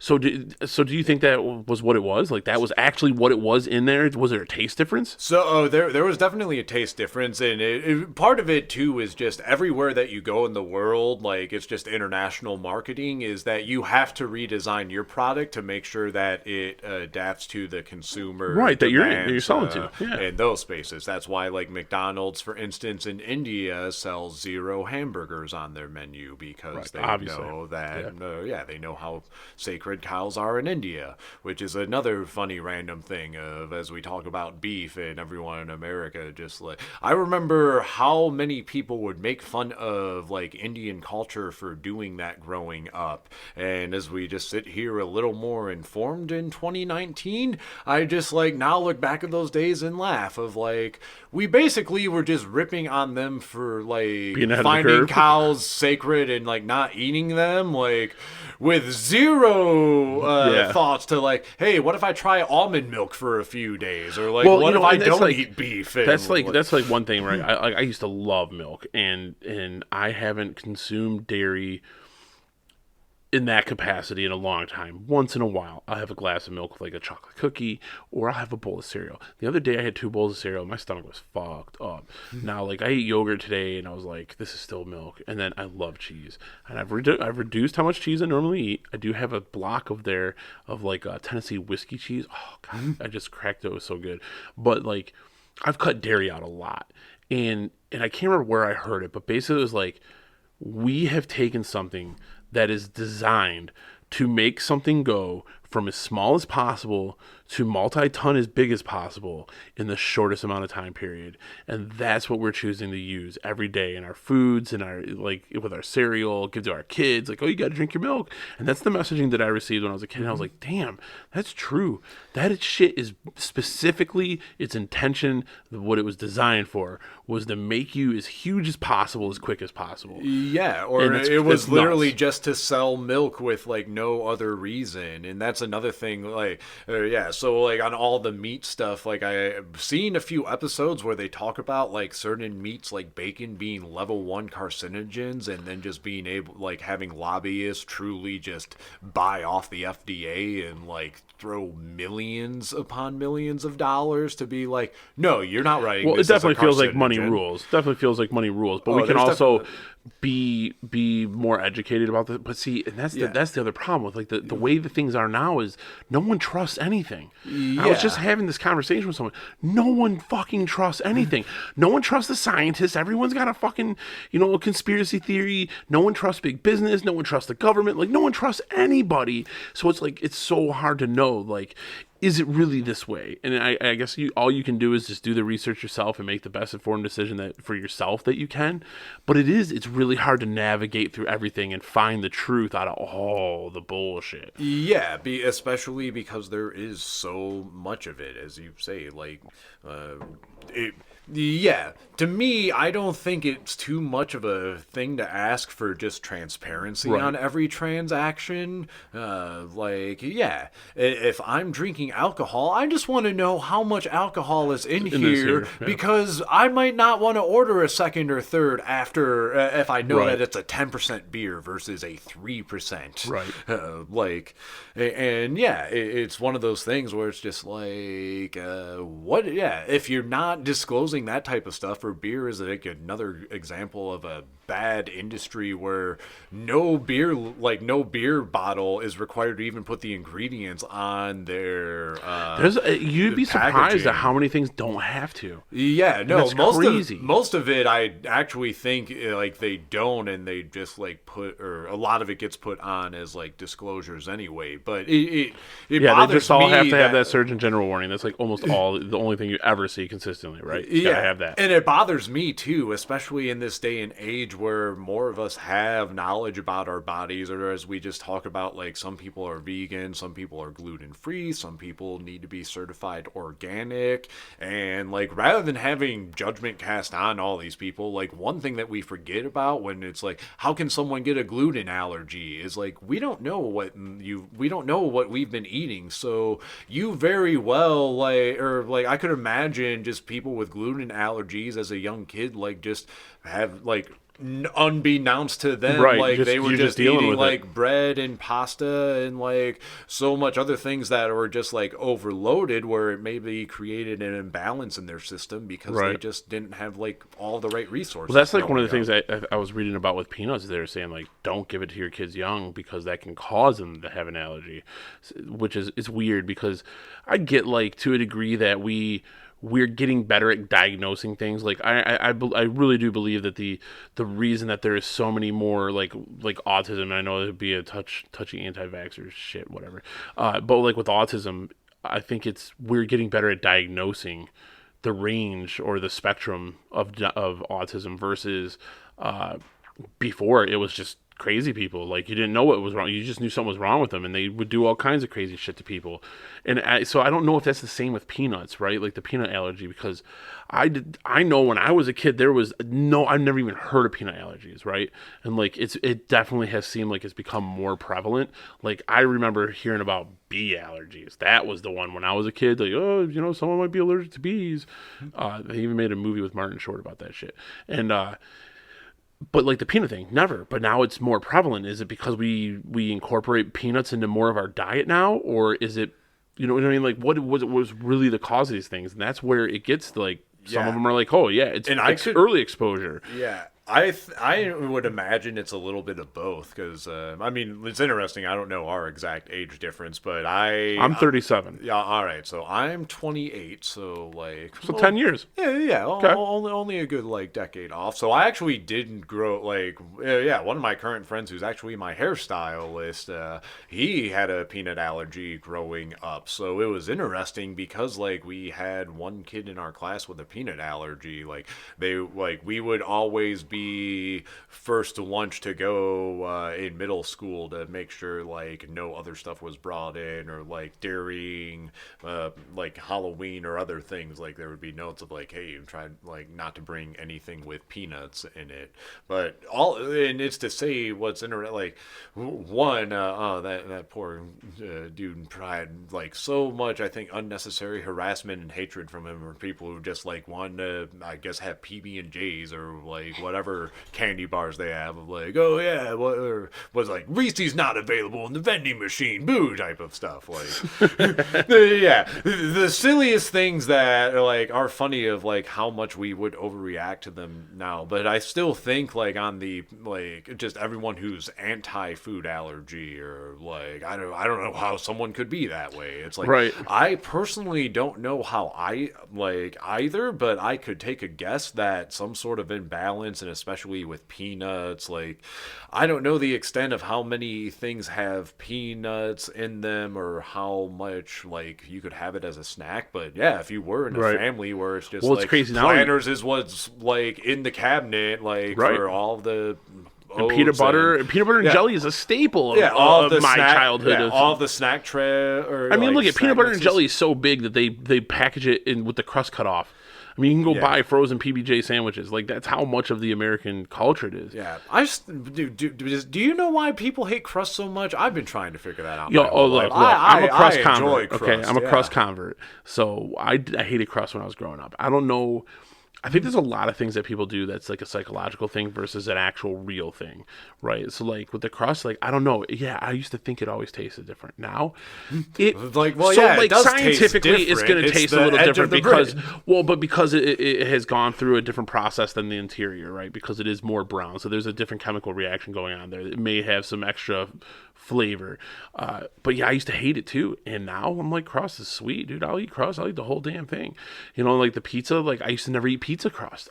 I'll eat pizza. It's like a fucking breadstick almost. Oh, yeah. You know, give me some Oh. sauce and I'm good. Yeah. So like I don't know. It is a weird like psychological thing where people just don't want the crust, and it's funny, like, what the fuck, man? Free, like, eat the crust, dude. Like, Yeah, but and it's just like I don't know what would lead to that too. Oh, the worst with the anti-crust is like when people leave the crust off of Square Detroit Pizza, like your Buddy's, Jets, Nicky's, any of those places. Like, what that is the best crust in the world, like beyond stuff. it is funny because, like, look, when it comes to square pizza, especially like square deep dish, I'm a sucker for the no crust piece. I love my pizza saucy. Oh, that but it's funny because when you see got the how mega popular pizza and get like that one. I don't underrate those pizzas. It's funny though that the crust has recently become such more of a bigger idea. You can get like the 4 crust pizza where it's literally just a square cut into, so each piece has 2 big crust sides. Yeah. So like I think crust is getting a little more recognition than it used to. Yeah. Oh, it's those crispy edges. I think people are appreciating. But like one of my kids doesn't grain. like them. One of my kids right now doesn't like the crust. I'm like, what's wrong with you? Just eat the crust, man. It's good. It's bread, which is you just probably shouldn't eat bread. Yeah. So, yeah, that's where you can see. Part of me wants to eat healthier, when so they that I don't can eat live the longer. crust. That's when you just throw all of the vegan stuff their way. Of like, all right, this is what you use to supplement. So like, there's part of me that wants to eat healthier like that, like cut out those things, and I try make small attempts. I'm not like wholeheartedly committed to cutting out bread because bread's fucking delicious. So I'm caught in 2 worlds right now. I'm caught in the I probably should, right? I know it's not good. I should probably stop it. But then and I want to live longer. But then I'm also stuck in the fuck it. I only got one life to live. This shit's delicious. I'm gonna fucking eat what I want. Mm-hmm. So like it sucks because I get caught in the 2 dimensions, right? And I'm like, I could go super strict and restrict all these delicious fucking tasty things. It's like I don't think I could ever give up meat just because meat is too fucking delicious to me. It just is. And it's so hard to find that balance. Yep. Oh, that's what we do yoga for at the end of the day, is to bring everything back to balance. And yeah, as you mentioned, like I've got these 2 ends of the spectrum. You totally ignore that third end, which is the middle path. There is no end. It's just like, all right, yeah, I can enjoy bread at my leisure, but I also need to just make sure to not be responsible about it. Right? Yeah. Yeah. Look, like if I'm going to Texas Roadhouse, you better bring like 3 baskets because my family we're eating some bread. Oh, hey, I'm with you on that. Oh, when there's free bread at like whatever, or yeah, but Greek Town I think is where it happens. To or be you, all you the go to time, like a where it's just Mediterranean like, place, you get the bread with the garlic sauce. Oh fuck, get out of here! It's so good. Yeah, and every time you bring the extras to restaurants and like, oh, I'm still bad at it, but well, I don't want to even say bad. I think it's good, like because we all know if we go to a Latin restaurant and get chips and salsa for days, like I'm just gonna have a water. Still not ready to order. I'm just gonna eat these chips and salsa. Yeah, when did that trend start? It's like I remember. So Chi-Chi's, if you remember Chi-Chi's, it was a Mexican place. It used to bring out chips and salsa, and then like Outback Steakhouse would bring out the warm pumpernickel bread or whatever it is, rye bread. Other than that, man, I don't remember anybody bringing out shit. And then all of a sudden, it was like everyone fucking brings you some kind of bread out to your table. Yeah, I must have just gotten on the after period because I feel like... So you don't remember the time before, right? I feel like just most of the restaurants where I've seen that they bring out bread or other complimentary things to start off, I feel like most of them have just been doing it from the get-go. Yeah, honestly, they could. Yeah, see, I live in a world where there's before bread and after bread, so it's all delicious too. I can't imagine. Well, so besides you went to the yoga training, right? So you started doing the whole yoga training. You hit below 200. So what led you into teaching? And I see you do it out in the parks all the time. Like you're down on Belle Isle. Like you're always doing it in these crazy places. So what led to doing a teaching or being a teacher in yoga, and also like the following that the clients, however you describe it, that you have, the group that you do yoga with, and how's that been going for you? Yeah. So ultimately, I think what I wanted to start getting in teaching yoga for, and like why I still continue to teach, is just because it's brought me so many positive transformations in life, of just being able to like use this philosophy to set my career goals in order, set my like personal health goals in order, do what I want to musically through yoga, through living and we gotta talk about the exploring, band, through work. What a great name. So many different things. Oh, Trey Blanc. Yeah. Yes. Well, You got any music online? we do yeah. Well, Like, so we'll get to that in a sec. So let's finish up the yoga part, then we'll get to the music part. all right, so with the yoga, so why, like, with how many positive things it's brought me in teaching, like, I just love to, like, give that back and be able to allow others to use that path of yoga. Like, what I find so interesting about yoga, and so much of us think of yoga as the physical practice of, like, oh, yeah, Right. there's, like, yep, there's a room full of 20 white women, like, with mats doing poses, like, warrior, like, that's yoga. And it's like, well, that's not really all that it is. Like, that is an aspect of it for sure. Well, yeah, So you think that's a common misconception? yeah, or just like in the Yoga Sutra, the 8-wheel path, like, which is like the main underlying philosophy of all of this, like the actual poses themselves, asana, that's only 1/8 of this yoga spectrum. So there's so much more philosophical stuff that goes into this practice, and I say that because, like, truly yoga is like an early religion, or still is a religion, but it's also like all the philosophy is there, like so much world philosophy of how to be successful, how to be happy is very grounded in similar messaging and similar structure. But yoga is the one that I have found that like really lets go of a lot of the other attachments and actually like brings up or just brings up without attachment what you are doing.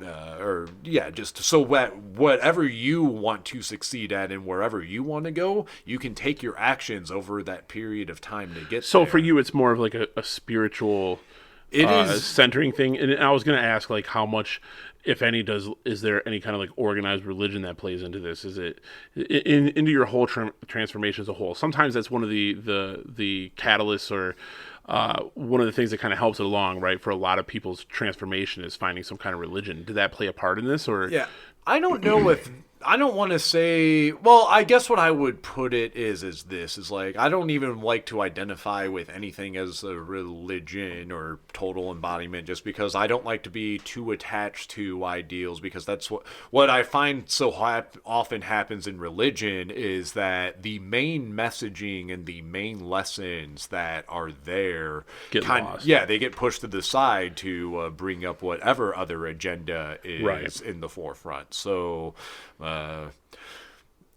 So, and I was just curious, like, because like I said, that's like, oftentimes some kind of religious awakening is tied to personal transformations. yeah, like well, I mean, if we talk about attachment, I remember just in Christianity, I went to a Christian college in Chicago called North Park University. Okay. Took theology since we had to take like that as one of our Really? requirements instead of English. But I remember from theology that our teacher said the main lesson at the end of the day was that Jesus said to love your neighbor.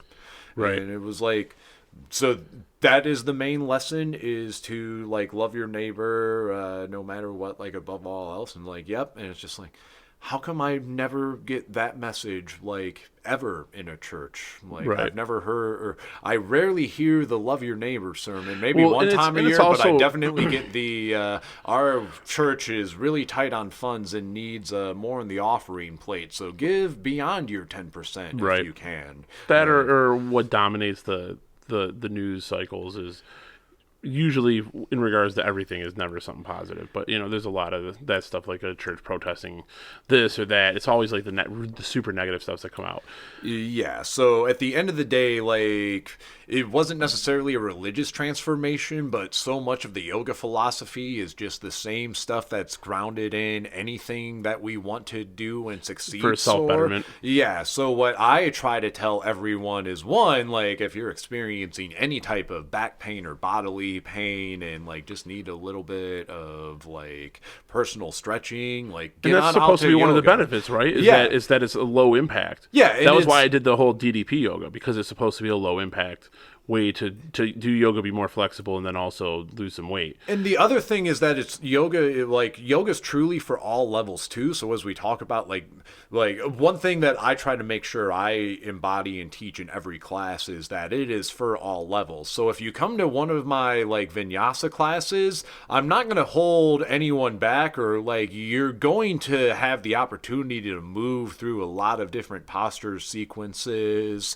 But like even if you're new to yoga, we're going to cover the fundamentals of the pose. So you whether wouldn't it's just be lost. Yeah, so whether it's your first time or it's your 1,000th time on the mat, all those fundamentals are still key. Like Okay. I find myself as a drummer still doing like fundamentals like flams, paradiddles, and all that basic stuff, because it's the fundamentals in any one of our practices is what we build off of and like express off of. We just so often take the fundamentals for granted because we've been so doing them for so long, we forget to be present with them and take their benefits. So you brought up drumming quite a few times. So to transition into the band, so this is an interesting dynamic, right?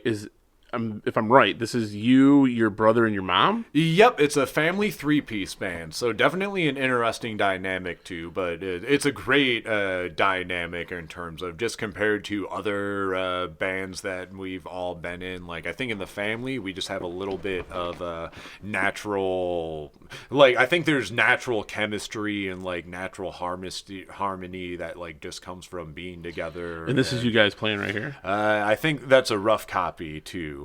Do you have anything we can listen to that's do you do any YouTube or anything, or I have some stuff on YouTube.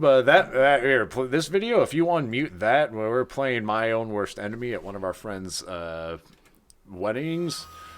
So this is also with some of my mom's bandmates, but this is one of our favorite ones to play. How long have you been because drumming? it gets people going. I've been drumming since like the age of 12, so about 16 years. Okay. But I would say since I got to college around like 20 or 21, or yeah, around that time, I started ramping up. okay?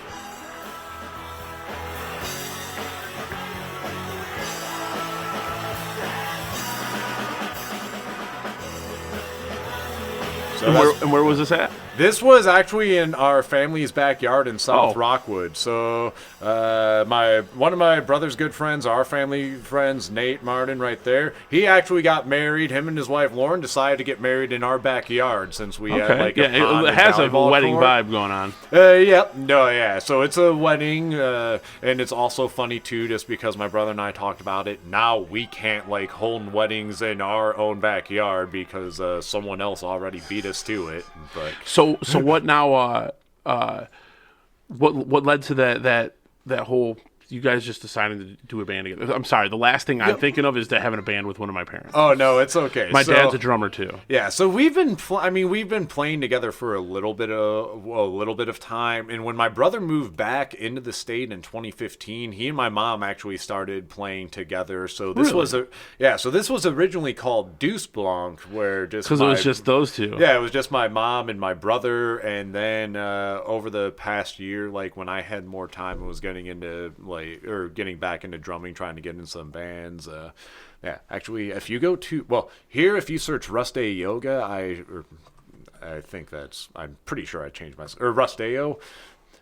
So AYO, then I should have my YouTube video or a few YouTube videos up, although not much. What's funny is there's another Rustayo. There out sure there is. Who It's I've totally not not watched any you. of the videos, yeah. But I also don't have much on YouTube, in fairness.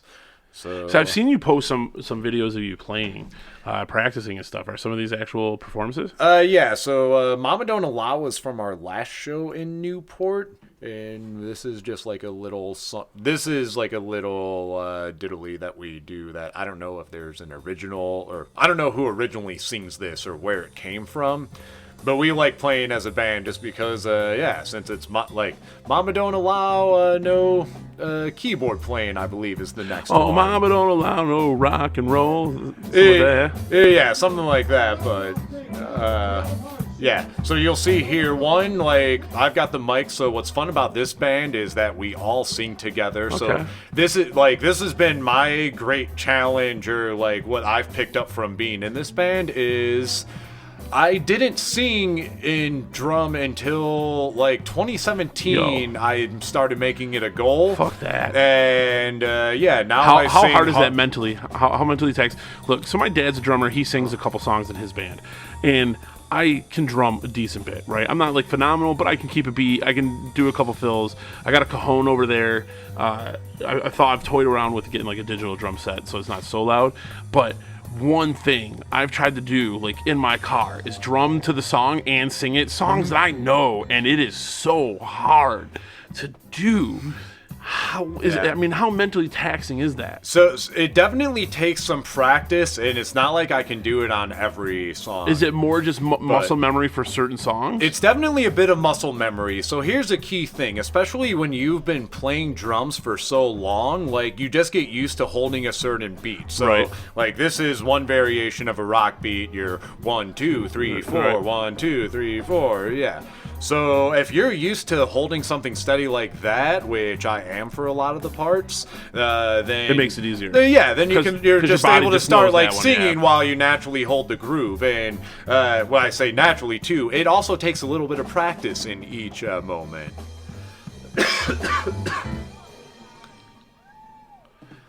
Yep. That's one of the problems with the drum cam is you can't really hear much of the guitar or piano. But I believe the next one after this is big drum banging, which would be fun. Big drum banging. Yeah. Where'd my mouse go? There it is. So, all right, no big drum banging. What do you got here? Those are some really old videos on the right from like, This one's Hey Jude. Yep, Hey Jude, foreplay long time. Yeah, admittedly, I need to get a few more videos up because I have some from a GoPro on one. Or yeah, on one of my cameras. Screw this song. Did you ever play Rock Band? Oh yeah, yeah. This one, Fuck this I think song, Rock dude. Band was where I Dude. got a lot of the skills. Or This like, Rock song Band was is where I nuts. first learned this. Yeah, this I hated this song. It was You hated this song playing a video game. Imagine Yeah, being playing my it in mom real life. playing the keytar. yeah, no shit. But the drum part, because I always play the drums because none of my friends could keep a beat. Yeah. They could all do the guitar and stuff, but they couldn't do the drums. But it got insane, dude. It was just like survival mode. Yep. Yeah. Well, I'm not saying it's even I compared know it's to like actually this. doing it, but holy shit. Well, what's funny about Rock Band, the video game, is it actually really is like playing real Oh yeah, it was real drums. close. Yeah, like, it was real close. Yeah, like I got a lot of skills of being able to like do like The just timing and stuff, too, you Yeah, think? off beats or like really using like the bass pedal for different things. I learned a lot of stuff from playing Rock Band. Like everyone rips that game, and it's like, hey, Oh, Rock Band was Guitar awesome. Hero, you cannot learn a real guitar from. You can develop your strumming speed and Sure. finger speed, but No, like Rock if you're Band- playing Rock Band drums, you're actually drumming. Damn, yeah. No, that's awesome, man. So how long have you guys been performing together now? We've been performing together for a little over a year now. Like, we really started practicing together more as a three-piece last year. Like, we played the three of us together in 2017, like, as during my grandpa's funeral, like, we decided to get together and, like, play about a 20-song set for a family party, because Okay. that's, like, the way, I guess, in our family that we do things, is All right. throw bigger parties to go out. Hey, there's nothing wrong with that. Like Yeah, no, I appreciated that over like your traditional little funeral, right? experience. For sure. That's what I tell my family. I'm like, just burn my body in a funeral pyre and have a party. Yeah, like just don't spend Don't spend all the 30 money grand. on a coffin and a plot and all that. Don't get me. If you want to keep some of the ashes after the big ass bonfire, I want to go out like a fucking Viking, like something like that. But man, that's awesome. So how's been booking and everything? Like, that go pretty well? It's been going all right. Like, we just got another show down for Black Wednesday, the Wednesday before Thanksgiving. We just got that set up for the 32 Taps Tavern in Carlton, Michigan. Okay. So that's going to be 8 to 11 for anyone who's like downriver or wants to make the venture out to Carlton that night. Otherwise, like for most gigs, we're trying to get more wherever we can, because as you can just see from being a variety cover band, like we're good for a lot of bars, and well, our band's really good for bars, like because we have smaller. Well, we have a family drinking game that's special to us and no one else. So every time our band undergoes an instrument change, you take a drink. Now, I want to list to you the number of instruments everyone plays. I'm going to do my best here so you can imagine how many times you'd be drinking during like a 20 or 30 song set. Yeah. So, all right. As you see here, I'm dancing and clicking away. All right. So my brother, the guitarist, he plays guitar. He plays bass, and that would also lead to like being able to grab an acoustic guitar every now and then. So that's 3 potentials. I'm pretty simple. I'm just on drums, but I do also have like the brushes to make things a little more ambient and soft. From I time thought to about time. getting brushes for the cajon. That's if you want to like count brushes as an instrument change. You probably won't in this game, because here's where I'm going to throw everyone. Like my mom is truly the star of the band, because when you want to talk about playing multiple instruments, she plays her keyboard, her keytar, the accordion, the flute, the guitar, bass. Jeez. So I might be missing 1 or 2 here, and that's just because there's always too many to list. So music ability clearly flows through your family. Was your dad musical?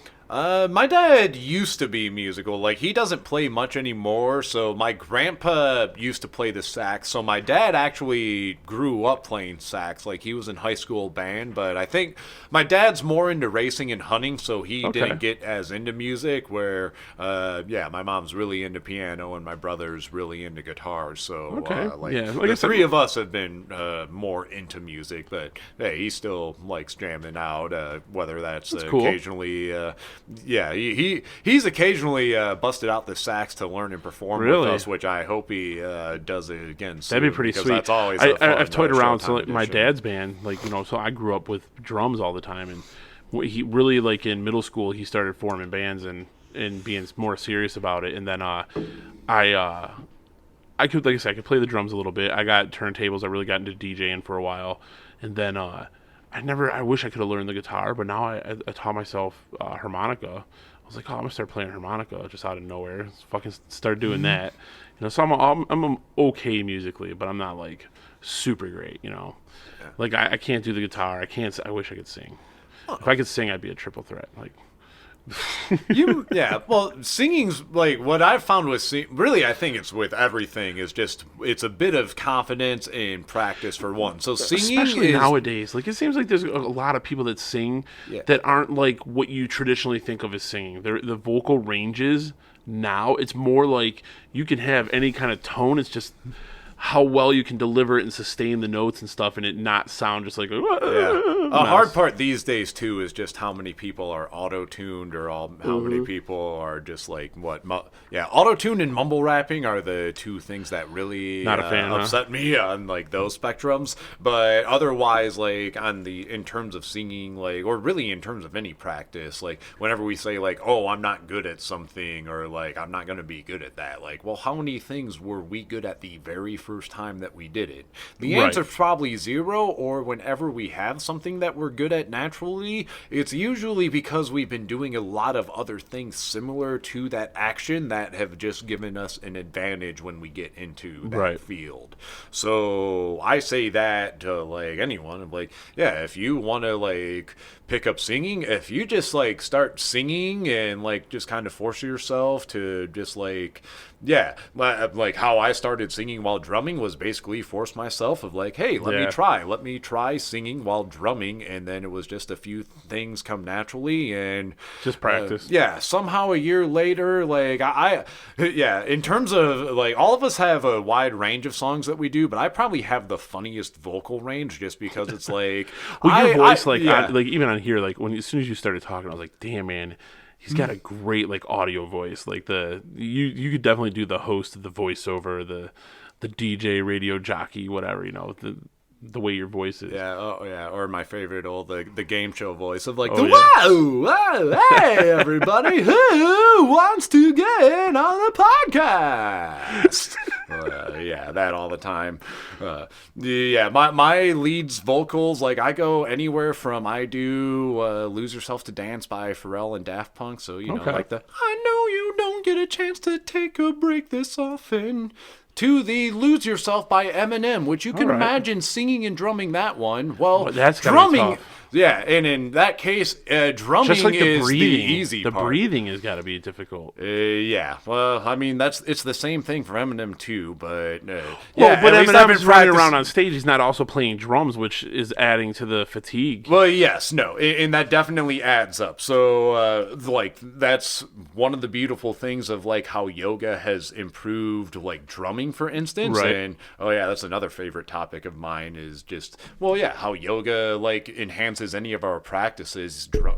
Oops, sorry. Drumming is my good example because one, like from doing yoga, it made me more mobile and more alert to all my actions. But then I started applying it to the drum set itself. So, like in a few different ways.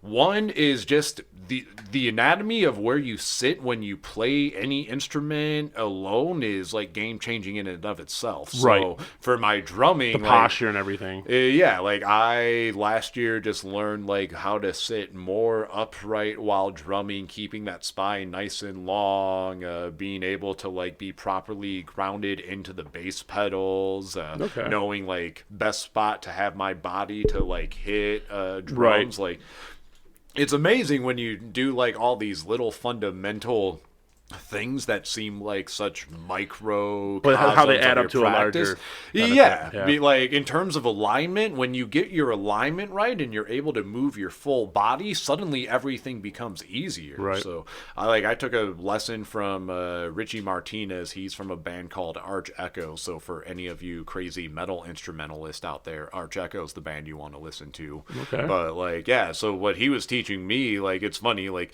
hey, let me find one of like the best drummers in the world I know for like a good performance, and what are the two of us going over? Like how to grip a stick, because his talk was like fundamentals. legitimately like, yeah, if you take the time to learn and master something as simple as your grip on the stick, like Right. all of your other abilities are going to be opened up so much more that you're going to have more tools in your bag than you ever knew. And like it's amazing how all that works. And so and I say that of like that's the same with every practice. Like you embody your fundamentals and you build off of that. Right. It's no different from yoga versus music versus Hold on. working your normal desk job. Like Yeah. all of it at the end of the day, like follows a similar path. So, So- that's why I find all of life so interesting. We're on 2 hours now, so we'll wrap this up.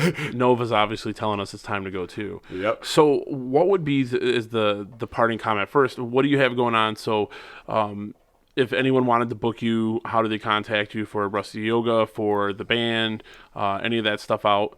And then the last thing is, for anyone that's feeling or going through like what you were and looking to make that self-improvement, that transformation, what would be like the one thing that you would say is the most impactful to kick that off? Well, yeah, I'll save the plugs for the very, very end and get that question first Okay. to go in that fun order.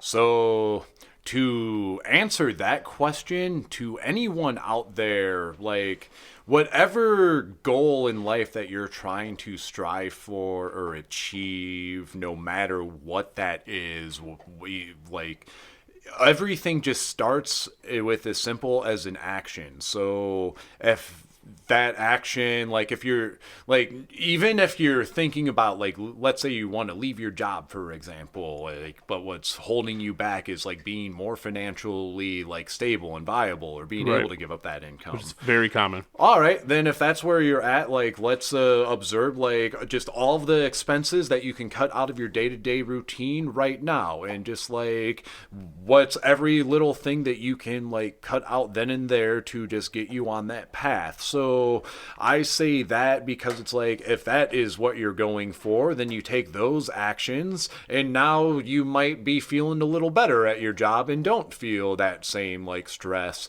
And the worst thing you got out of it is, okay, now I cut down like my monthly expenses by $300 a month, Right. so I can save up, whether that's to go do a trip, whether that's for if I decide I need to leave again and have some extra saved up.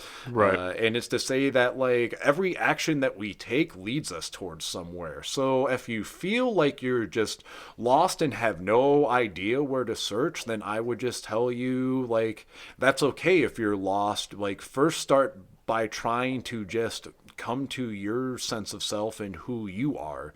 And then as you start to identify with how you feel more, then continue taking those actions that you can each day to get you there. Like, so I use yoga just as my tool of like remembering to take action for my body and my physical self, but also as a reminder to like take those actions in any other area I need in life, and that there's action in inaction. Sometimes we're moving too fast, and what we need is to like take a break. Just slow down. But yeah, but if we take a break, that doesn't mean that we just like completely shut off and Right. yeah, just go MIA for a few weeks. We're present within those moments of rest and relaxation too, so we like appreciate that and can draw on all that experience. So to anyone out there, like just whatever you ultimately want to go after and do in life, if you start just by trying to take actions to help get you there, you'll feel progress from there. And if you're willing to just embrace the process, really embrace the idea of like everything that I do rather than focus on the immediate result of what happens, just know that like all of these actions go towards a guided place of our future and our destiny. Like that's ultimately where we want to end up. So yeah, to anyone out there, just do your thing, take mindful actions, and don't allow anyone else to necessarily shape your destiny for you. Just find ways to take what you can do, and hopefully you'll start finding Those successes that yeah, whatever you want to change, you are totally capable of doing it. And wherever you are on your path, you are on a perfectly okay path, because that's where your life has brought you to. That's where you are now. There's nothing wrong in denying if like, yeah, on the beginning of this weight loss path, probably no one, including me, thought that I could be like a yoga instructor or be like this much more slim than where I was. well, and that was what was crazy for me, was seeing that like hadn't talked to you in so long, and then seeing like that physical transformation that you're doing yoga and stuff. I was like, wow, that's crazy. Yeah, but if I had gone after this in the mindset of like I just going in with like I only want to teach yoga and have like a super sick bod while I do Right. it, I wouldn't have nearly have had the same level of success, because I would have been so attached or like caught up in like the misery or each Right. little juncture, like like adversity that happens along the path. Instead, it's no, now we're all on the same page. All right. Cool. So go ahead and thank you very much for that in-depth answer. And and again, like I wanted to get that perspective, someone that went through it, that's still going through it, and is finding themselves. That's a powerful thing to go through, and to have the courage to have that look inside and make those changes I commend you. And for Rusty, if Rusty Yoga, anyone wants to do any Rusty yoga classes, how do they get a hold of you? Yep, so there's a few different spots. One is like my main website is called rustayoga.wordpress.com. So that's rustayoga.wordpress.com. Instagram and Facebook is at rustayoga. That's and my website has all of the classes and events. So 3 different places right now: the Sports Club Novi on Thursdays, Mondays. There's the Vibe Ride Studio downtown in Detroit, and there's the Bowl YMCA downtown. Okay. Have weekend classes going on there, and the Vibe Ride is about to get drum yasa. So if you're looking like, if only there was a class that combined drumming and yoga together. Spoiler alert, I looked online. I have found zero in the world. So you're starting it? Yep. So All right. bringing drumming yoga to you here in Detroit. So if you're ready for a new experience, even if you haven't There you yoga go. or drummed before, this is going to be a wild ass time. So I think you're all going to be in for a treat there. Otherwise, BAM stuff. Yeah, I'm in Trey Blaw. I'm also in another metal band called Partisan, and I'm looking to get more musical gigs going out there soon because we want to bring things like live music, yoga, and other cool events to to everyone out there, especially in the metro area. So easiest way, just stay online on rustayoga.wordpress.com. Stay in tune with all my events and make it out to some classes. It's one thing to say like, let's go to a class. When you experience yoga or experience stuff in the real world, there is no experience like it. And I promise when you come for yoga, if you try it the first time, if you do it with open-mindedness and are willing to just be open to that experience, you'll feel that difference. You'll come back for more, and damn is it contagious, as I can tell you firsthand. Awesome. Well, thank you very much, Rusty. I appreciate you coming on the Get Up and sharing your story of personal transformation and obviously how yoga has made such a huge impact on your life. Again, check out Rusty at all of his spots that he just listed off, Instagram, Facebook, his WordPress site. And again, thank you very much for listening to another episode of the Get Up. Thanks for listening to The Get Up. Make sure to check out thegetupshow.com for more information on this episode's guests. While you're there, check out other episodes, leave a comment, or if you'd like to be a guest on a future episode, shoot an email to contact@thegetupshow.com. Don't forget to follow, like, and share on Facebook at The Get Up Show Podcast. Follow on Instagram and Twitter at The Get Up Show, and subscribe to The Get Up YouTube channel. The Get Up is available on iTunes, Spotify, Stitcher Radio, Google Play Music, YouTube, and anywhere you listen to your favorite podcasts.